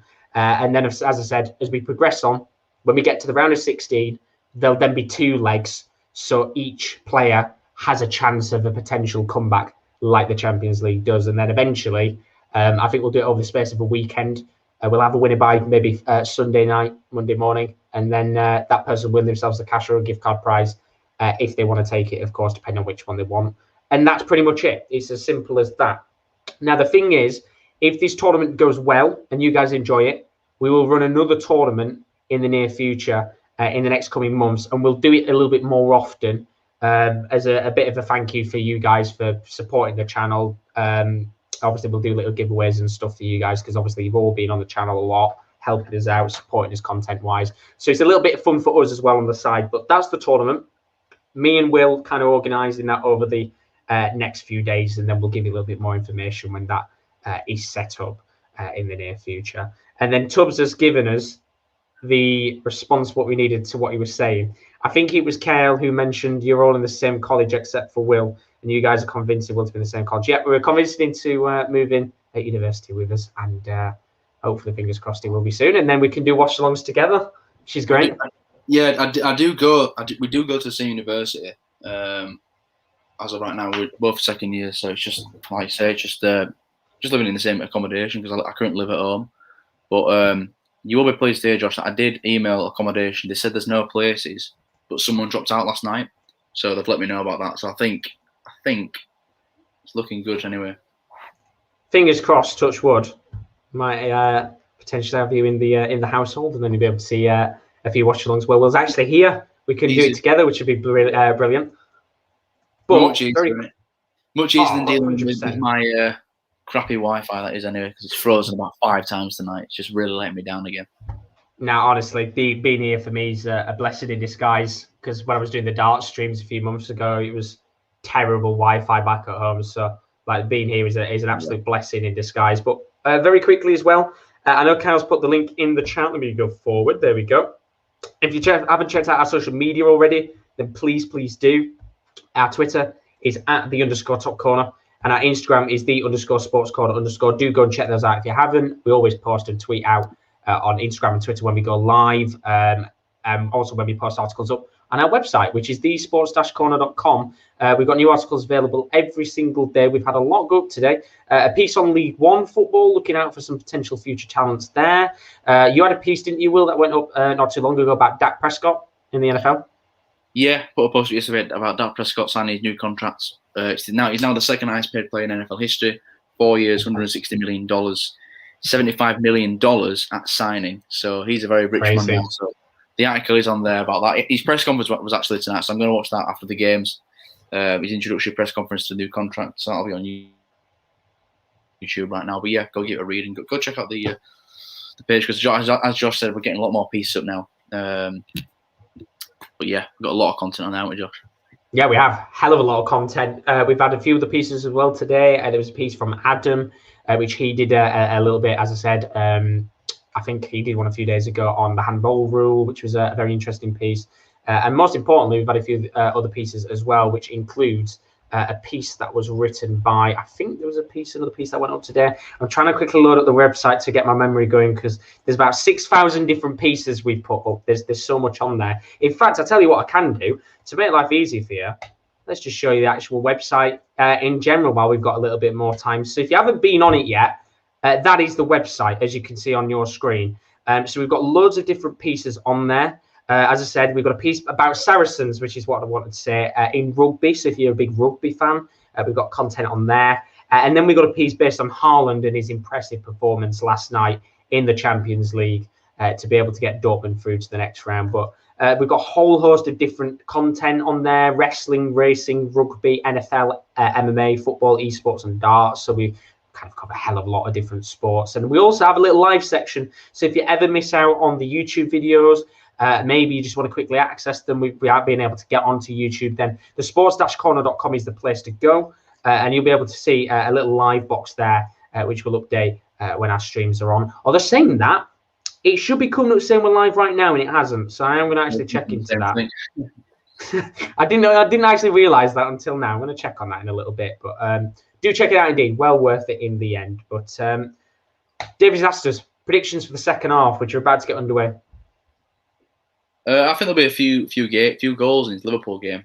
I forgot to say as well, Leipzig actually brought on Alexander Soloff, but they've kept Poulsen on the pitch. They've kept Olmo, so they really are going for it now. Leipzig, which you would expect. They've got 45 minutes left to save their Champions League campaign. But I'm sticking my prediction. I said 1-1 at the start of the stream on the night, 3-1 in aggregate. So I'm going to say the game finishes 1-1 and Liverpool move on to the next round. That's my prediction. And for this game, I'm going to go 3-1 Barcelona. Obviously, it's not going to be enough in the end. No, 3-2, sorry, is what I'll go for. Somewhere where it's not going to be enough for them to go through to the next round. I think PSG will probably look, as I said, and maybe go for a second goal just to really kill this tie off. I think they've got the firepower to do so. Let's not forget Di Maria's on the bench and could still come on at some point in this match. But I think as much as Barcelona have looked good tonight, it all depends on this next 10 or 15 minutes because, as we said before, they've still got to get 3 goals in this match. And it's going to be very tough indeed. But David's asked in the chat, watch along for Cheltenham next week. Unfortunately, I'm going to say no to that. The only reason why is I don't actually think any of us watch horse racing on the channel. Do you watch horse racing? I don't watch horse racing. The only horse racing I watch is the Grand National, mate. And I watch it for about probably about 5 minutes until my horse that I've bet on falls over, and I'm like, that's I think that's the only time probably any of us watch it. So yeah, maybe in the future, David. I don't mind watching it. Like you say, I think it's an interesting sport. Like it seems like a pretty good day out, especially if you've got a few bets on a few horses. It could definitely be fun to watch. But yeah, I can't say I watch it on a regular basis. Yeah, I think that's the only problem because none of us watch it. It'd be quite hard to actually commentate on it and stuff like that. So maybe in the future, who knows? If we ever get somebody working on the channel that's into horse racing, then it might be a different situation to get horse racing watch-alongs in the future. But yeah, maybe not for now, sadly. But as we said, we always watch the Grand National. It's always a bit of fun, that one. And then we've also had, Cal, as I said, putting the link in the chat. You're absolute legend, always there for us in that respect. But who knows what's going to happen here? It's going to be an interesting final 45 minutes of action. We saw yesterday the Juve Porto game. Brilliant match throughout the entirety of the 90 minutes. This PSG Barca game, unless Barca come back, it'll be a good match, but it won't live up to the hype of that game. as Dembele's coming forward here and he's given the ball away in the end to Marquinhos. But Leipzig, as you said, bringing Soloff on. They've gone for it now, which is what you'd expect. 45 minutes, 2 goals. It's still possible. Oh, definitely still possible. You know, like I said, if they get that 1 goal, then it can easily turn into 2. But yeah, they definitely are going for it. I don't know who they've brought off for him because I wasn't actually paying attention, but I saw they brought him on. I'll just double check who they actually brought off. I presume probably a defender, maybe more of a midfielder because almost still on the pitch, Poulsen's still on the pitch, so they really are going for it. But yeah, 5 minutes into the second half, not much has happened. But I do predict there'll be some goals. Definitely, there's going to be some goals at some point, without a doubt. I'm going to guess they probably brought someone off like Forsberg, maybe, unless he's still on the pitch. Forsberg's still on the pitch. Sabitza's still on the pitch. I think they've gone to a back 3, Josh. So yeah, it might be Campbell, I think, who's gone off then. Who knows? The thing is with Leipzig is they're so flexible with the formations that they play. It's unbelievable. They could play 16 gazillion different formations with the team that they've got. It's fascinating to watch, but not fascinating if you're a Liverpool fan because you just don't want them to score tonight. And when you've got 3 or 4 players on the pitch who could easily play as a striker, it's always going to be a worry to defend them. But they've done good so far, Liverpool. Still 0-0. Yeah, you were right, by the way, Josh. I've just checked. Campbell came off for Soloff, so they've gone 3 at top. They've gone 3-4-3 basically. That's the formation that Leipzig are playing now. And fair play to them. They're going for it, which is in a European ties, it's exactly what you want to see, isn't it? Bit of entertaining, attacking football. Yeah, go for it. Why not? And I know as a Liverpool fan, you don't want them to score a goal early on, but for the neutral, if they score a goal within the first 10 or 15 minutes, it will make that tie interesting, as much as you don't want it. It'll make it, well, I think it'll definitely wake Liverpool up. I'd rather Leipzig don't score, but like you say, it's entirely possible. Definitely is entirely possible, but we'll see what happens. We shall see what happens. But yeah, Fabinho, by the way, has looked very good tonight. I've just showing a highlight of him. He's looked very, very solid in DM. You can tell how much Liverpool have missed him at defensive mid. It's been too long, but he's looked very, very good tonight. But see if anything else can happen here. Liverpool are going to take a short goal kick. It just allows the player to be a bit open, doesn't it? As you said before when we started the streamers, I think Idrissa Gueye is going to go into the book with the yellow card. It just allows players like Thiago to open up, and that's what Liverpool have been missing out on. Absolutely, yeah. I know Thiago. He's had a rough start to Liverpool career. I'm not gonna shadow that at all. I know he got a bad injury in the Everton game. He was kind of thrown back into the lineup when Liverpool were in bad form, but there's still definitely a player in there. I know there's people ridiculing about his stats, but he's never been one of those players that gets adds to the stat sheet. He's always just. I think what he does a lot of it goes unnoticed. He keeps the ball moving in midfield. Breaks the play up quite a lot. But so far in this game, Thiago's definitely looks much better. He's looked more of the player that I thought he would be when he first signed for Liverpool back in September. I was going to say the summer, but the window was actually pushed back because of Corona. Was indeed. Another yellow card coming out here, by the way. Yellow card's starting to fly out a little bit here. Verratti's gone into the book as well. I think he's probably said something to the ref because he just, I think just as Barcelona got a free kick, he stopped the free kick being taken and gave Verratti the yellow card. So I think there's been a few words exchanged in that situation. But I did get a yellow card up bet on tonight. I think I needed De Jong, who's already got a yellow card, so that's a good sign for me. It was De Jong, Pedri, Marquinhos and Kimpembe to get a yellow card. That's 350 to 1. So I doubt that's ever going to happen, but I'm 1/4 of the way there. I was going to say, I've just realised as well, you bet you were telling me before the stream, you had Barca to win, didn't you? Well, Messi could have given him the lead, but he missed the pen, didn't he? Could have given you a bigger cash out. It could have. I mean, it's dropped down to 12 quid, which is fair, but both games still well and truly in the balance in terms of, not in terms of the aggregate score, but flat game overall, it's well in the balance, but going to be a nervy 40 minutes, I think, for all 4 teams, to be fair, because if you're a PSG fan after that first 45, I know obviously they were 5-2 up on aggregate, but there'll still be a few nerves there because they looked really good, Barca, just not clinical enough. And so far, we're only about 6 minutes into the second half. PSG slowing down the game. As you said before, they're not interested in trying to get goals. They're just interested in killing this tie off and wasting time, which is fair. Just winding the clock down, kind of easing the game out, which definitely makes sense. The ball's just been played over the top by Robertson. I think it's to Jota, but my stream is just frozen. Not again. It's struggling tonight. It really, really is. Said the one night you don't want it to struggle as well is the night when you're watching Liverpool in the Champions League. Exactly. Typical, absolutely typical. The stream the other night for Wednesday was the Wednesday Rotherham game was fantastic. Yeah, it was immaculate. I don't think you ever had one point where it had necessarily gone down. I think mine went down once, which is Salah. Oh, Salah over the top. Jota's onside. It's Jota. Oh, what a save, Salah! Did you put it in? I'm guessing not. Jota, and another chance. So Liverpool. It's Fabinho breaking the play brilliantly on Nkunku. Wijnaldum jumps straight on the loose ball, plays it over the top to Mane. Mane with a fantastic ball over to Jota. Jota, he's been flagged offside. I don't think he's offside at all. He gets the shot off. It's well saved, but Salah on the rebound, open goal, puts it over the crossbar. So it wouldn't have counted, but it was an embarrassing miss there for Mo. Definitely. Poor from him in the end. Really, really poor.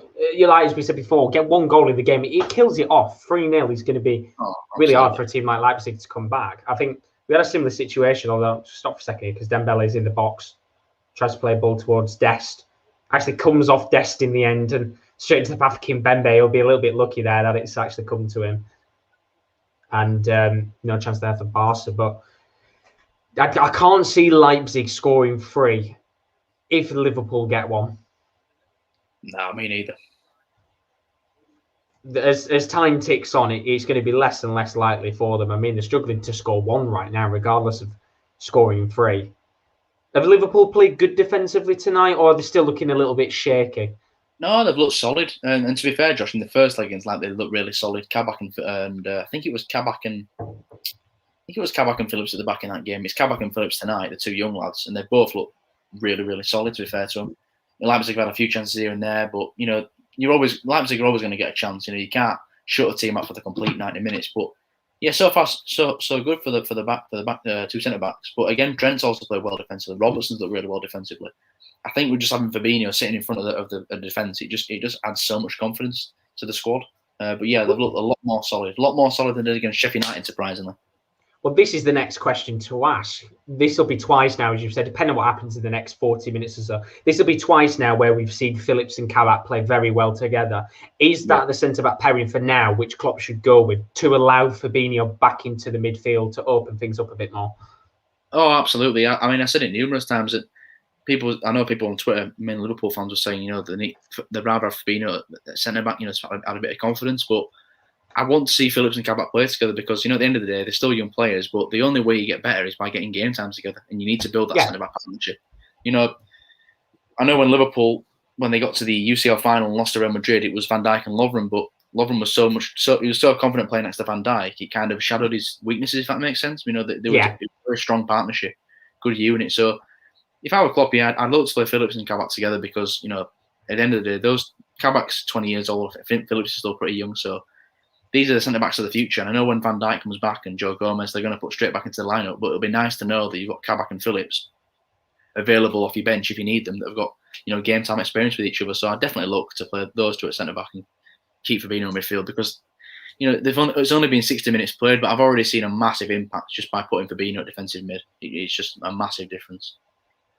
As we said, it allows Thiago to come forward. There's a bit more flexibility in midfield for attacking options. Said Spaniard can get up there and help with Jota, Mane and Salah. And it'll be interesting to see what Klopp does because I think that's been the problem for Liverpool. They've just tinkered too much with the back line, chopping and changing every few weeks. And it's always said, isn't it? You can't get a solid back line if you keep changing it consistently over and over again because how are you supposed to get a solid partnership if the player next to, a player like Kabak changes each week? Exactly, and that's the thing. You want to keep a stable back four. That's how you build the confidence in the defence. If you, like you say, if you're completely chopping and changing it, the players don't know who they're playing with every single week. It definitely doesn't help. And I think when you look at Liverpool this season, it's kind of like the spine of the team has just been completely ripped out. Like the straight for the middle of the team. Obviously, it starts with Alisson. Alisson's been in and out of the lineup, and he's been inconsistent when he's played. Van Dijk's been gone since pretty much the start of the season with that injury. Fabinho's not been playing at DM. And Firmino's regressed massively at striker. So when you look at the spine of the team, it's completely alienated to the team that won the Premier League. It's completely different. But with Fabinho back at DM, it adds a bit more just like you said, a bit more stability and just a bit more confidence.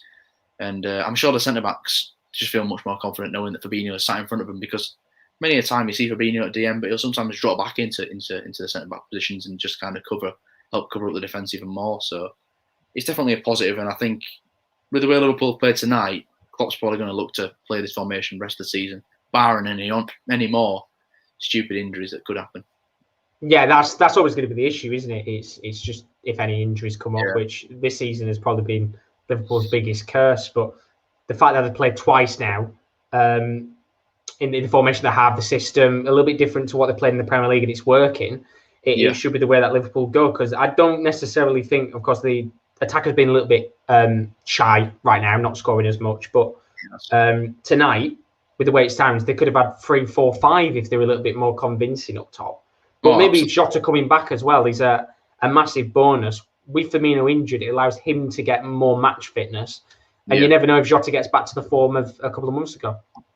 Exactly, and it was very frustrating to see Jota get injured, because he started like a house on fire. He was scoring nearly every game, probably our most consistent forward, through the stretch of maybe November and early December before he got injured in that UCL game. And, even Jota coming back as well, it kind of lights a fire under the other strikers. Think, look, if we don't perform, we could get benched for Jota. And, we need to perform every single game if we want to keep his place in the lineup.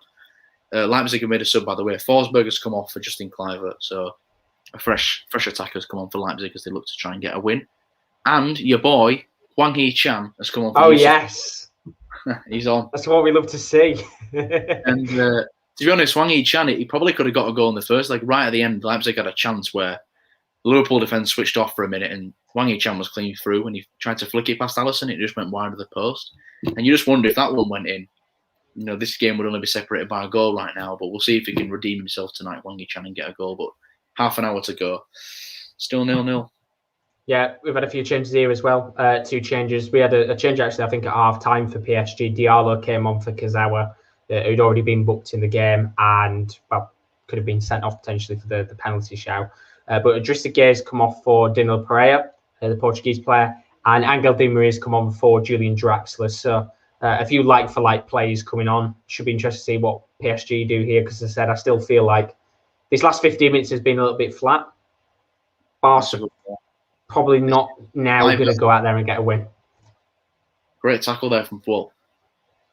Again, another offside. These late offsides are annoying me, when as soon as the play stops, whatever, or the ball's lost, they call the offside, and it's very, very annoying.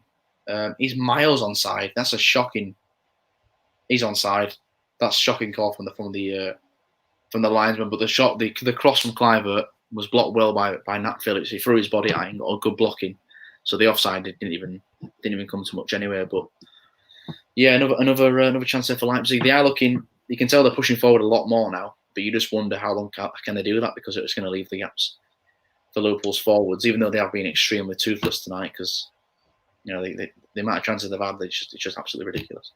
I mean, half an hour as well. There's a long way still to go in the game. We saw Sevilla last night score 2 goals, I think, within the space of 5 minutes at the end, and they left it a little bit too late. But half an hour is a long time to go, and you said if they keep pressing players forward and pushing numbers up, it's more likely Liverpool will go on and then score 1 goal and finish it. But there's a chance for Messi, and it's a brilliant, really good tackle from Marquinhos, and now it's a scuffle in the box. Griezmann gets a touch of the ball, but Verratti gets it away. And Messi, he might have gone and scored a 40-yard screamer tonight, but why he's not taken the shot on first time, I have no idea. He just takes 1 touch, and that extra touch allows Marquinhos to go in with a sliding tackle. And all he's got to do in that situation, in my opinion, is just hit it, regardless of whether you take a touch or not. Just take it on. He doesn't in the end, of Marquinhos, with an absolutely outstanding touch on the ball, keeps it away from Keylor Navas's goal. And in the end, it's another chance for Barca that goes wide. But you're just looking now and you think to yourself, well, apparently there was a penalty check as well in the box for Barca again. Wasn't given in the end. But you look at it now, and in my personal opinion, with how this 15 minutes has gone, this game is done. I cannot see Barca going on and scoring 3 goals in the second half. It looks so flat. It was like all the pace and the energy of the game has just crumbled. Maybe if that penalty goes in from Messi in the start of at the end of the first half, maybe it's a different game. But I think PSG, from what I'm hearing anyway, PSG are kind of doing a good job of just kind of, wasting the time and just letting the game die off a bit, which is what they want. This is what they want to do. They've got the goals that they need, and if they don't do anything stupid, they're going through. Yeah, they've not done anything silly with the ball. They've not, as I said, really tried pushing numbers up the pitch as such. When they've had attacks, they've gone for it. But as you said, they are wasting a little bit of time just pushing the ball here, there, and everywhere, trying to just run the clock down, and it's worked so far. It's probably frustrated Barcelona quite a bit with how the game's panning out. And I could see PSG getting a second goal and this game being killed off, but I see this finishing 1-1 unless something changes in the next half an hour. Barca, I think, have got 4 more changes left or 3, so they could bring on a few other players. But it's as we said before at halftime, I don't see any players on the bench, in my opinion, that can come on and change this game and get 3 goals. They need a miracle. Oh my word! Massive chance there for Leipzig. Still not cleared away. It's come to Olmo. Oh, and it's just over the crossbar. Well, Leipzig just hit the bar there, and I went silent because I was just kind of focusing so much on the game, and then the crossbar, I was like, what's going on? It was Soloff as well. It was Upamecano brought down the left-hand side. Of all people, Upamecano. He laid it off to Wang Yi-chan. Wang Yi-chan just kind of puts a left foot crossing, hangs it up really nicely. It's a great header from Soloff. Alisson, he doesn't look like he's got it covered. Hits the crossbar. It's cleared away to Olmo on the edge of the box as a shot and puts it over the crossbar. But a massive chance for Soloff there to nick a goal back for Leipzig. It rattles off the crossbar. A big let-off there for Liverpool. A massive let-off.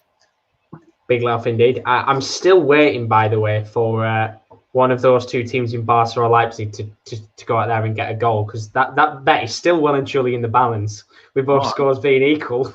Yeah. That's the thing. Like Leipzig could have easily had a goal there, because Soloff is a free header. Look, it loops straight over all the defenders' heads, and it's a good header. It gets a lot of power on it, but maybe just a bit too much power as it cannons off the crossbar. But yeah, you can just tell how Leipzig they've pushed the line up so high. I mean, Liverpool have caught Leipzig on the break a few times tonight. They've just not been able to finish. I think it's what Cal's put in the chat. Liverpool the defense has been solid, but the forwards have been crap, and the forwards have wasted so many chances tonight. And it's kind of been the same in so many other games for Liverpool this season, especially in 2021. They've just not taken chances. But the defense looked defense. The defense looked really, really good tonight. I was going to say, like, in terms of how Liverpool have played on the break, I'd assume Leipzig have probably played very similar to when you played Atalanta, who played 3 at the back as well. Has it been similar in terms of the space that was open? Because that game is the perfect example of Liverpool at the very best. It has been very, very similar. And to be honest, Liverpool chance say, bad touch by Salah. Yeah, I know. I get what you're saying. It has been very, very similar. The difference in that game simply was that Jota was on fire, got the hat-trick, and Liverpool simply took their chances. It could easily be 4-0 to Liverpool tonight. I'm not even over-exaggerating. Like, the chances Liverpool have had to get a few goals in this game, they've had tons of chances, and they've just not taken them. And like Carl says, this time last year, it could have been 2 or 3-0 to Liverpool at this stage, but it's still 0-0 somehow, and the game is still in the balance. But they're bringing on the UCL master himself, Divock Origi. He's lacing his boots up. Oh, here we go. This is what you want to see. This man he's just Origi is just absolutely goated when it comes to the UCL. By the way, this is his time to shine. Exactly. Yeah, he's had a woeful season. He's not had much of a chance, but he's played pretty woeful this season, to put it lightly. But if he can get a goal tonight and kill the time, Liverpool fans will love him once again. I mean, we've had a change in this game as well, by the way. Trincao has come on for Des, so they're obviously bringing on a few more attackers. Yeah, we're just going to say when Liverpool won the UCL in 2019, Origi had 3 shots in that entire tournament. All 3 were goals. Which is mental when you think about it. 100% shooting rate for Origi. 2 against Barca and 1 in the final. Just mental. It's mad, innit? It's absolutely crazy. Thing is, that will probably go down as his best moments in his career when he retires. He will look back at the 2 goals he got against Barca. 2 goals against Barca. Who would have thought? Well, the thing is, when it got down to that second leg and Liverpool were 3-0 down on aggregate, Salah and Firmino didn't play that game, and it was Mane, Shaqiri, and Origi, the front 3.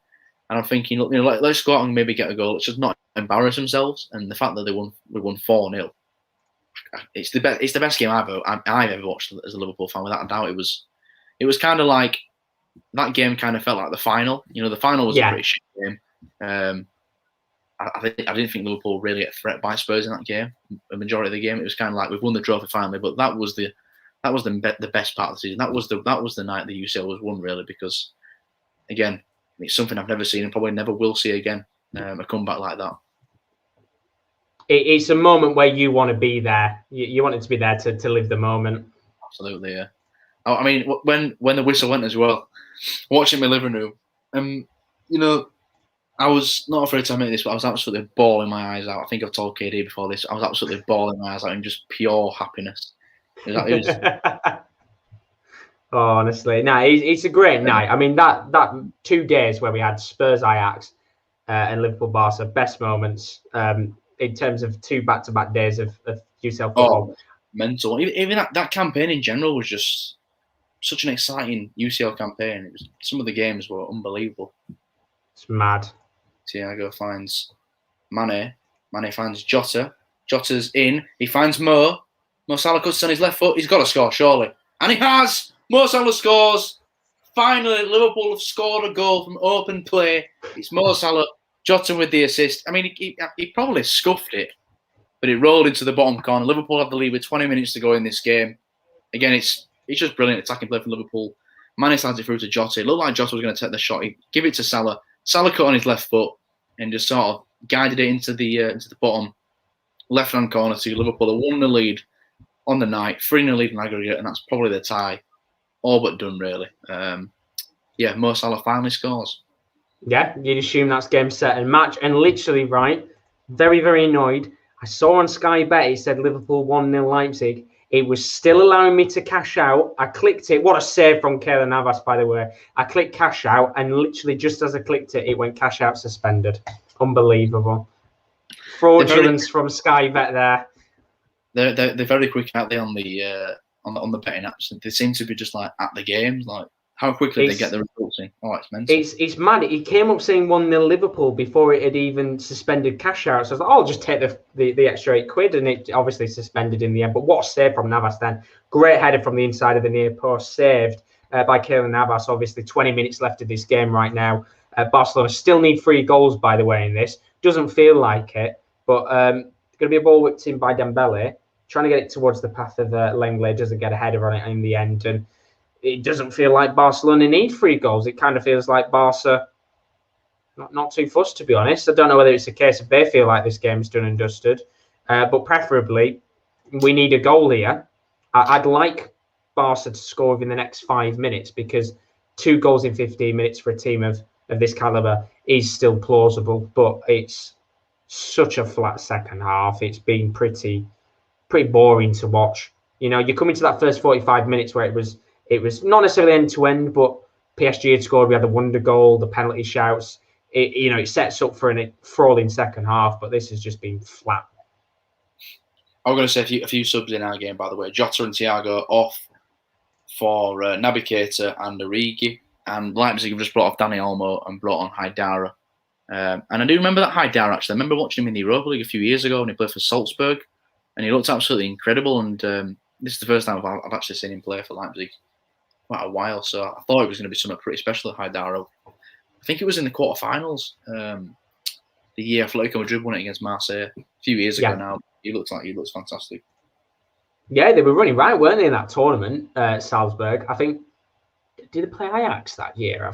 I think they played. They eventually got. I'm going to have a look now. I think they eventually lost because, I think Sakai scored for Marseille, of all people. She's mad. No, I don't want Man U v Ajax. I want to see who Salzburg played. Was it Ajax that played in the end? What a ball by Origi! Oh, it's in! Sadio Mane scored a goal now. This is alien. I've not seen Sadio Mane score a goal since last year. Absolutely mental. But that goal came out of nowhere. I was kind of checking my phone looking for Twitter. Origi gets the ball on the right side. UCL master himself, Divock Origi, whips the ball across. And it's basically a tapping for Sadio Mane. Even Mane is surprised the ball's come to him. But yeah, Liverpool get the ball on the right-hand side. Trent finds Salah. Lovely player. Keita flips it into Divock Origi. It's a brilliant cross from Origi. Whips it right across into the middle of the box. And Mane is eager. He's on his toes, and it's an easy tap-in. 2-0 Liverpool. And that is the tie officially. Dead and buried now. Liverpool will be moving on to the next round. And it's just nice to see some goals, Josh, in the Liverpool game. You know, it's been so long. It's been too bloody long for a team of Liverpool's quality to have not scored goals. I mean, Mane scoring is massive because of course he's had I've got to probably say a pretty shit year so far, Annie Mane, but this might just be the confidence booster Liverpool need. I mean, we said that last time after the last leg and still went back into the Premier League and did play great, but it's mad. I mean, Kyle put that campaign was great, but I'm sorry, lads, that Champions League final between Liverpool and Tottenham was the most boring game I've ever seen. Yeah, I mean, as I said, I didn't actually ever get to watch that final properly. I think I got to watch the first 5 minutes before I was walking to work. And to be fair, that's all you needed to watch. When the penalty was given and Salah put it away, it's all you needed to see because the rest of the match was pretty poor. Yeah, it definitely wasn't one of the better UCL finals. I wouldn't say it's the most boring because obviously I'm a Liverpool fan, so it definitely wasn't boring seeing Henderson lifting the old big ears. But the worst UCL. What is the worst UCL final you've watched on TV? Worst UCL final. There's not been many bad ones, maybe. No, I mean, I just said I can't say the Liverpool Spurs one because I was working when it was on. Over the last few years, I can't even remember off of memory. The Atletico Madrid Real Madrid one was great. That was a brilliant final. You never really tend to remember bad finals, do you? That's the thing, yeah. I mean, last year's wasn't. I don't think last year's was too great. To be fair, the 1-0 win for Bayern. Yeah, it wasn't a great match. The Europa League one was brilliant. That was a great game. The Europa League final was fantastic, wasn't it? Oh, what a chance. Taken on the volley, I think, by Trincao, blocked in the end. But, I mean, that has to be up there probably as one of the worst finals in terms of enjoyment levels. Yeah. Oh, I completely get you because it was one of them games where it was a Salah penalty, a load of half chances, Origi scores, and then that's the final over with. Yeah, exactly. I mean, I've just had to search Champions League finals to see what would be classed as the worst game. If we're looking over... The first UCL final I ever watched, properly, was probably the United Chelsea one, 07-08.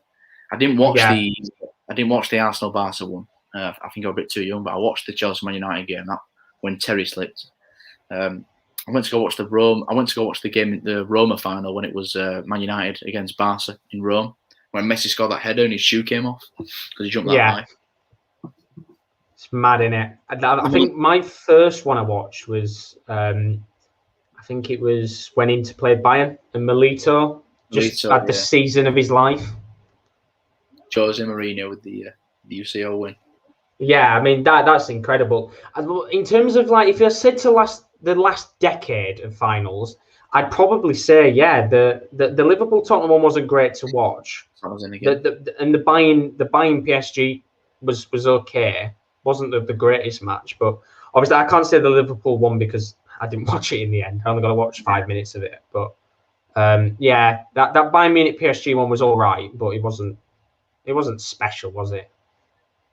No, nothing special. I think no fans as well made a bit crap in the end because, like I say, I've still not got used to no atmosphere in football stadiums. I can't wait till the stadiums are fully packed out again. It's gonna be a great sight to see. But yeah, the novelty of games being on TV is worn off now, hasn't it? You want to be back there to watch the games. Oh, definitely, absolutely. But, nothing will be better when Champions League comes back next season, and as you said, there's fans there to watch the matches and support the teams. Liverpool in behind again here with Mane. Good tackle from Mikano. I think Mane was offside anyway. Yeah, another late offside flag. 10 minutes to go in this game. 2-0 on the night to Liverpool. 4-0 on aggregate. Again, it's similar to your game, Josh. Liverpool are just kind of letting the game die out, letting the clock run down because the tie's dead and buried. But Liverpool finally got goals, which is just something that I've been waiting for too long now. I mean, that game against Fulham at the weekend was just kind of like the final nail in the coffin. Going into the game, I was like, hopefully we can win. I saw the lineup, I saw the defence and thought, not the best, but It's Fulham at the end of the day. Lamina scores, and as soon as he scored, I thought, that's it. We're going to lose to bloody Fulham, because with the way we've been playing, the confidence will have just been way down. And lo and behold, we took an L to Fulham. But I hope Fulham stay up. Josh. I don't know about you. I do hope Fulham stay up. Yeah, I was saying before. I think I said it. I think I said it on stream a few days ago. I think if Fulham go down, it's criminal. It really is criminal if they go down, because I'm sorry, but their football compared to the Newcastle is miles better right now. And that's no disrespect to Newcastle, because they're a great club. But under Steve Bruce, my God, they're fucking boring. They're terrible to watch, and they don't deserve it. They deserve better football. When they had Rafa, they looked better to watch and more enjoyable. But for me, Fulham have got to stay up, because if they do, that team can be massively improved upon. They've got a lot of good players there already. I think a lot of players would want to go back. And Scott Parker, he's been great for him. He's been brilliant.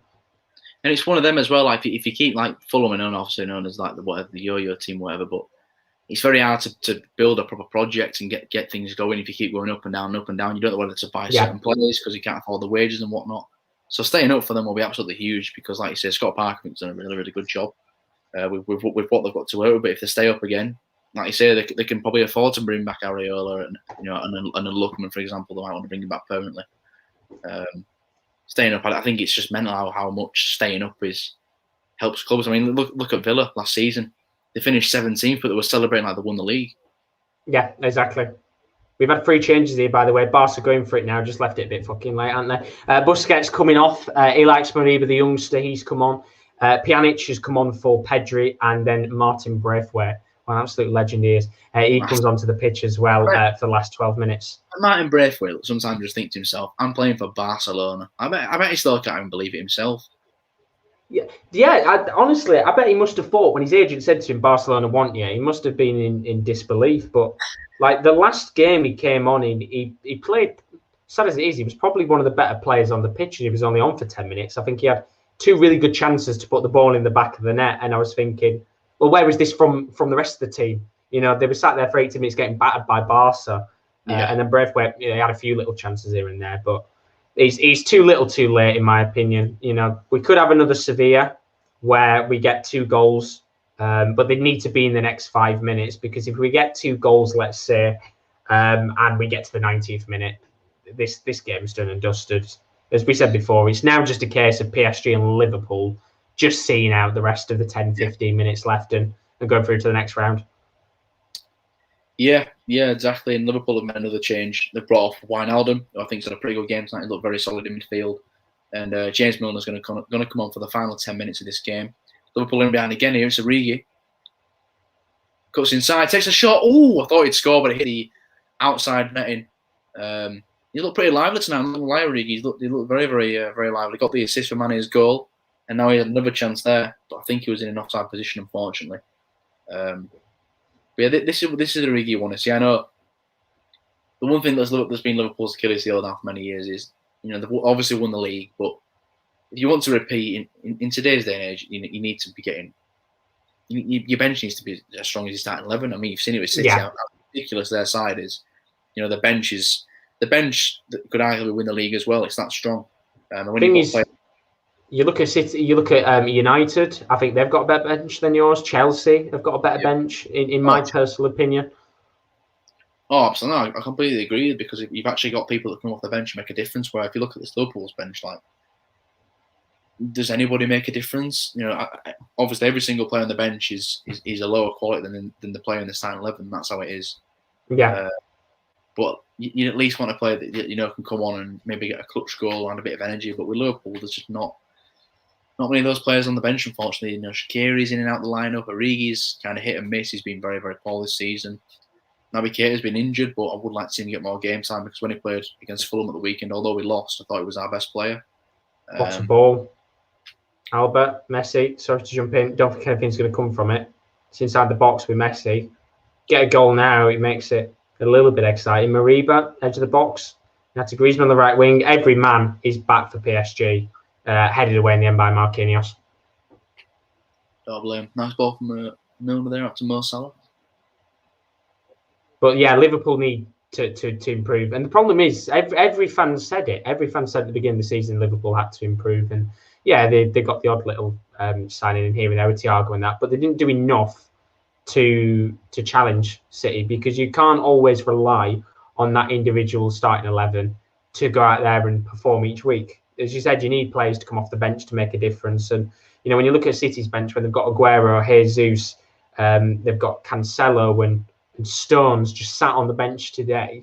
They've got players that can come on and make a difference. While with Liverpool, I look and I don't see anybody there, in my personal opinion, who can come on and be the difference maker. No, I mean, like you say, it's mental that this Liverpool team finished nearly 17 points ahead of City last season. I think it just shows how good of a job Jurgen Klopp has actually done. The fact that he won, got 99. The fact that he's got this team to a UCL final, then he's got them to 97 points in the Premier League second place, a UCL Cup, and then another 99-point season. It's just mental how Liverpool managed to do it. But I think this season, the injuries have mounted up. The confidence seems to have disappeared a bit, and I think they've just kind of hit a wall. And it happens. It happens with good teams, you know. I do expect us to bounce back next season, but recruitment is going to be needed because, you know, I think Chelsea are going to play much better. You know, once Tuchel gets his proper players in as well, they're only going to become even stronger. I think United are going to get a bit better as well. They're going to spend some money. Same with City. They'll end up buying probably some new strikers. So if Liverpool want to, you know, get back to competing for the title, recruitment will definitely be needed without a doubt. 100%. We're going to have another change here. Just to kind of put a real dagger in the heart. Rafinha, former Barca man, is going to come on for Verratti, let him go on a free, and now it looks like he's going to be going through to the next round. So another change. Rafinha is actually Thiago's brother. Is he? Oh yeah, they are, aren't they? Because they were both at Barca, weren't they? At the start. I didn't actually know, but until Thiago did an interview, and then you realise how much they actually look like each other. It's I never actually knew that. It's mad, isn't it? But yeah, not much going on in my game, if you can't already tell. That's why I'm trying to just keep talking, because there's not much going on. Leipzig look as flat as a fart. Liverpool are they're just keeping the shape, not allowing anything to get in behind them. But yeah, I think Leipzig, you know, Liverpool are just a better team on paper. I think it comes down to that. Liverpool they're just a better team than Leipzig at the minute. And you know, it's flat here as well. Although saying that, there might be a chance here for Barca. Pjanic at the edge box into Griezmann, way too heavy, and it'll go out of play for a goal kick. Flat as a fart here as well. Barca have just been poor tonight. Great first 45 minutes, but really, really flat in the end. PSG have done brilliant to be able to just organise themselves, really just bore Barcelona, not really doing much with the ball, and the tactics work, just waste time, don't really push up the pitch much and slow the game down. And of course, Barcelona, they want it to be quick, they want it to be energetic, they want to have the chances, and they've just not had much going on. But a question I will ask you, can I put PSG v Liverpool in the next round? Looking at the teams who are through and the teams currently leading on aggregate, as a Liverpool fan, who would you want to get in the next round? Because I don't know why, but I've got a really weird feeling Liverpool City is going to happen again in the next round. And I'm all for it. An all English tie. Yes. To be honest, mate, when it gets to the quarterfinals, I'm not too fussed. You know, when it's the group stage, you want certain opponents because you want an easy group so you can get through, and you know, don't want to exert all the players, because obviously we know how tight scheduled the season can be at the start of the season with the UCLs and the cup competitions. When it gets to this point in the competition, I'll take anybody, because you know, if you want to win the competition, you need to beat the best teams. Would I prefer Porto over a PSG Man City? Of course I would. Would I be disappointed if we got Man City? Not really, because again, if you want to win the competition, you need teams like that. You need to beat. And City Liverpool in the quarterfinals, I think it'd be a phenomenal tie once again. I just wish the fans would be there for it, because I remember when we played them a few years ago at Anfield, that the stadium was absolutely sensational. Quality on it. I've always said, for me, that is I don't know why, it's one of the games I remember exactly where I was when I watched the match, when Oxlade-Chamberlain scored the screamer. It's just the atmosphere, the fact it was an all-English tie just makes it so much better because of the rivalries between the teams. That's the thing. We've had so many ties in the past in the UCL where, like, you know, you obviously got your City Liverpool, but then we've had like Chelsea Liverpool in the semis before, we've had Arsenal Liverpool, we've We've had United, Arsenal, and you just feel English. City, all Spurs English as well.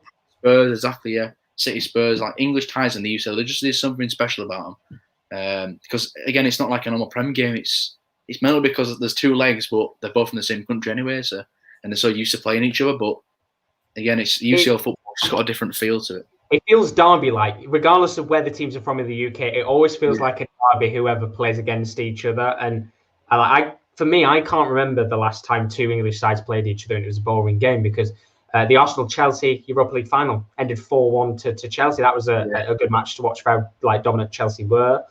City-Spurs, for me, one of the great knockout ties of the past, just for pure drama and everything in between.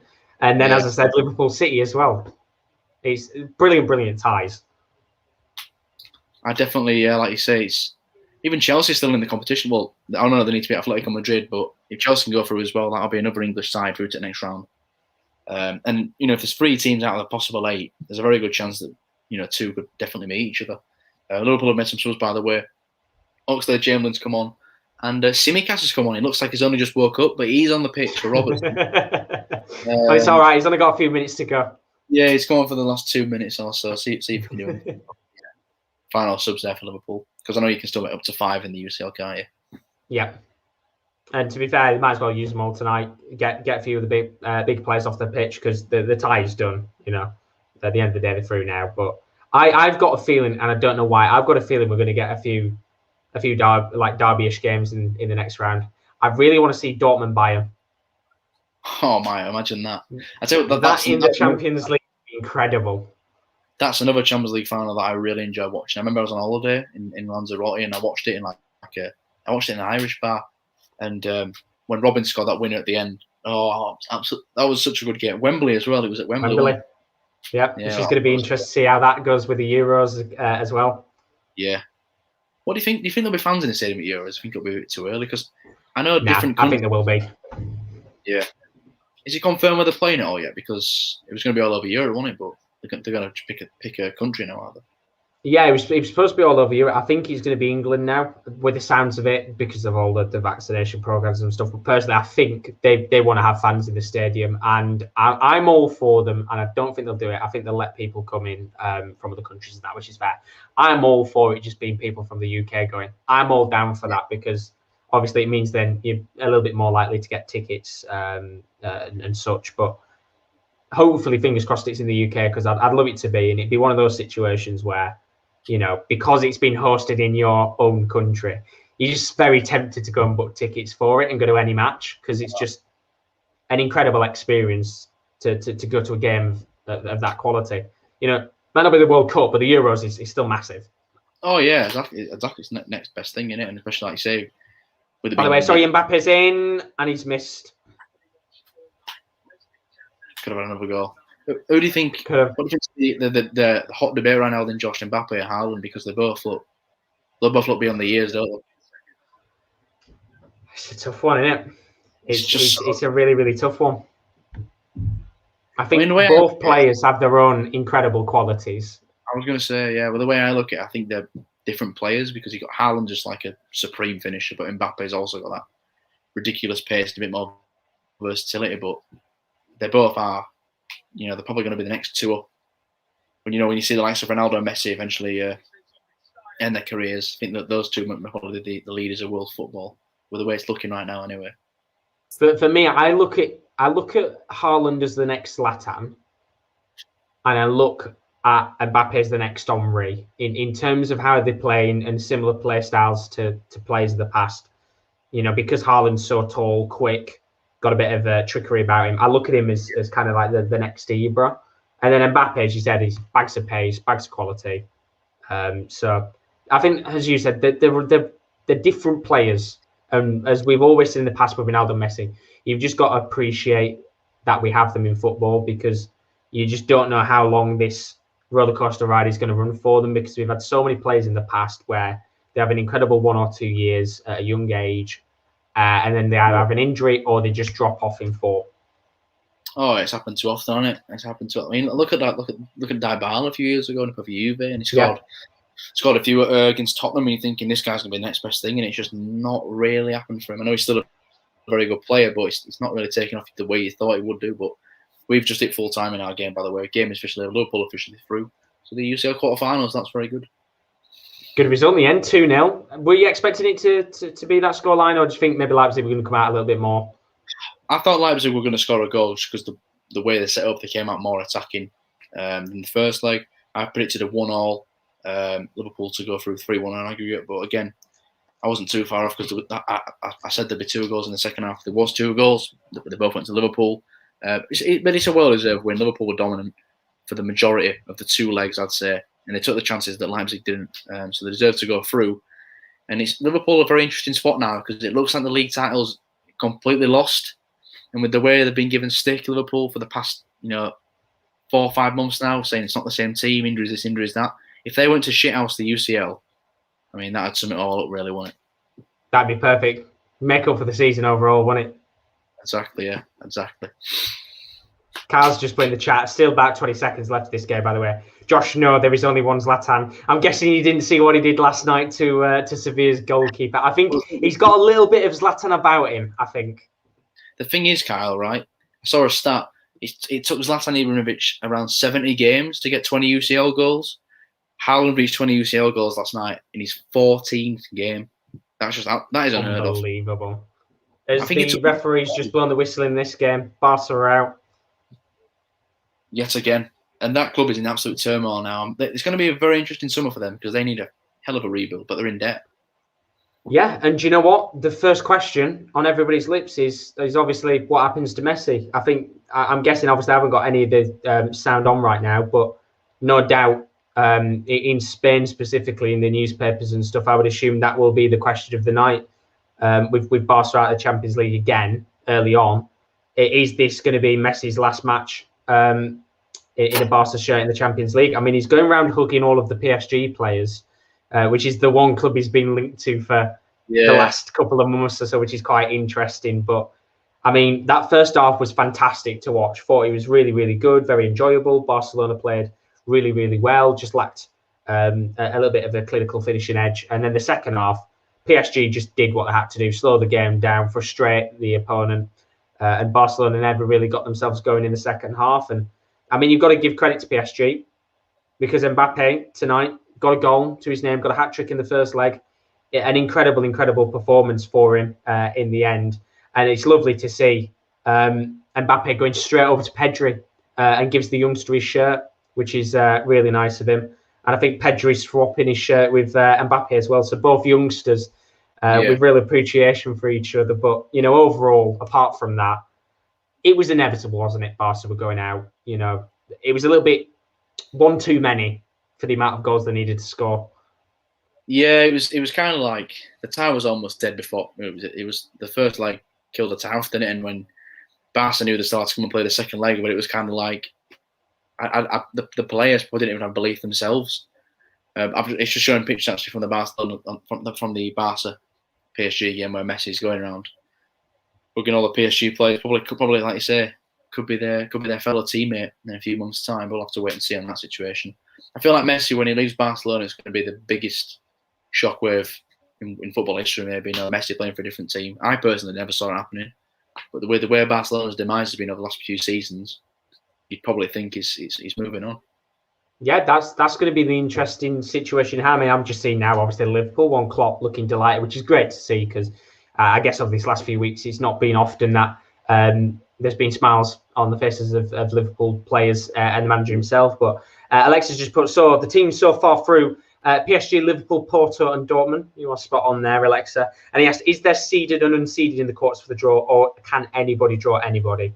Yep, flat out. Anyone could draw anyone. So we could see Liverpool City, if they go through, of course. We could see Dortmund Bayern. We're all for it. We want as many derbies as possible because it just makes it better. But there's no seeds on the table, which makes it really, really exciting indeed. But that is tonight's game's done. Liverpool through to the next round with 4-0 aggregate win, which is, of course, you're bloody happy about that. Liverpool good to see Liverpool going through to the next round. And then Barcelona, of course, out of the competition, 5-2 in the end on aggregate to Paris Saint-Germain. Just one too many goals needed, even if Messi can score 40-yard screamers, which could potentially be his last goal for them, which would be quite interesting indeed.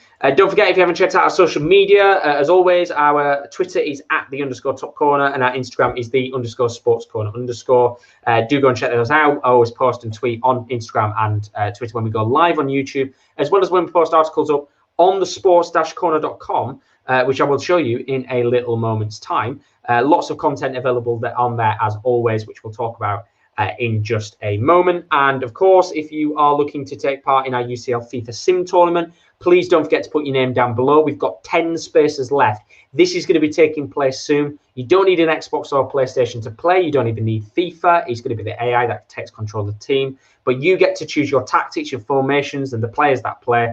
And who knows, it's free to play. You might even win a gift card or a cash prize if you win the tournament. So if you want to play, once again, put your name down in the comments below. We'll put you on the list. There's 10 spots left, so spaces are running out. I will be tweeting out again, so do expect those spaces to be gone very, very quickly indeed.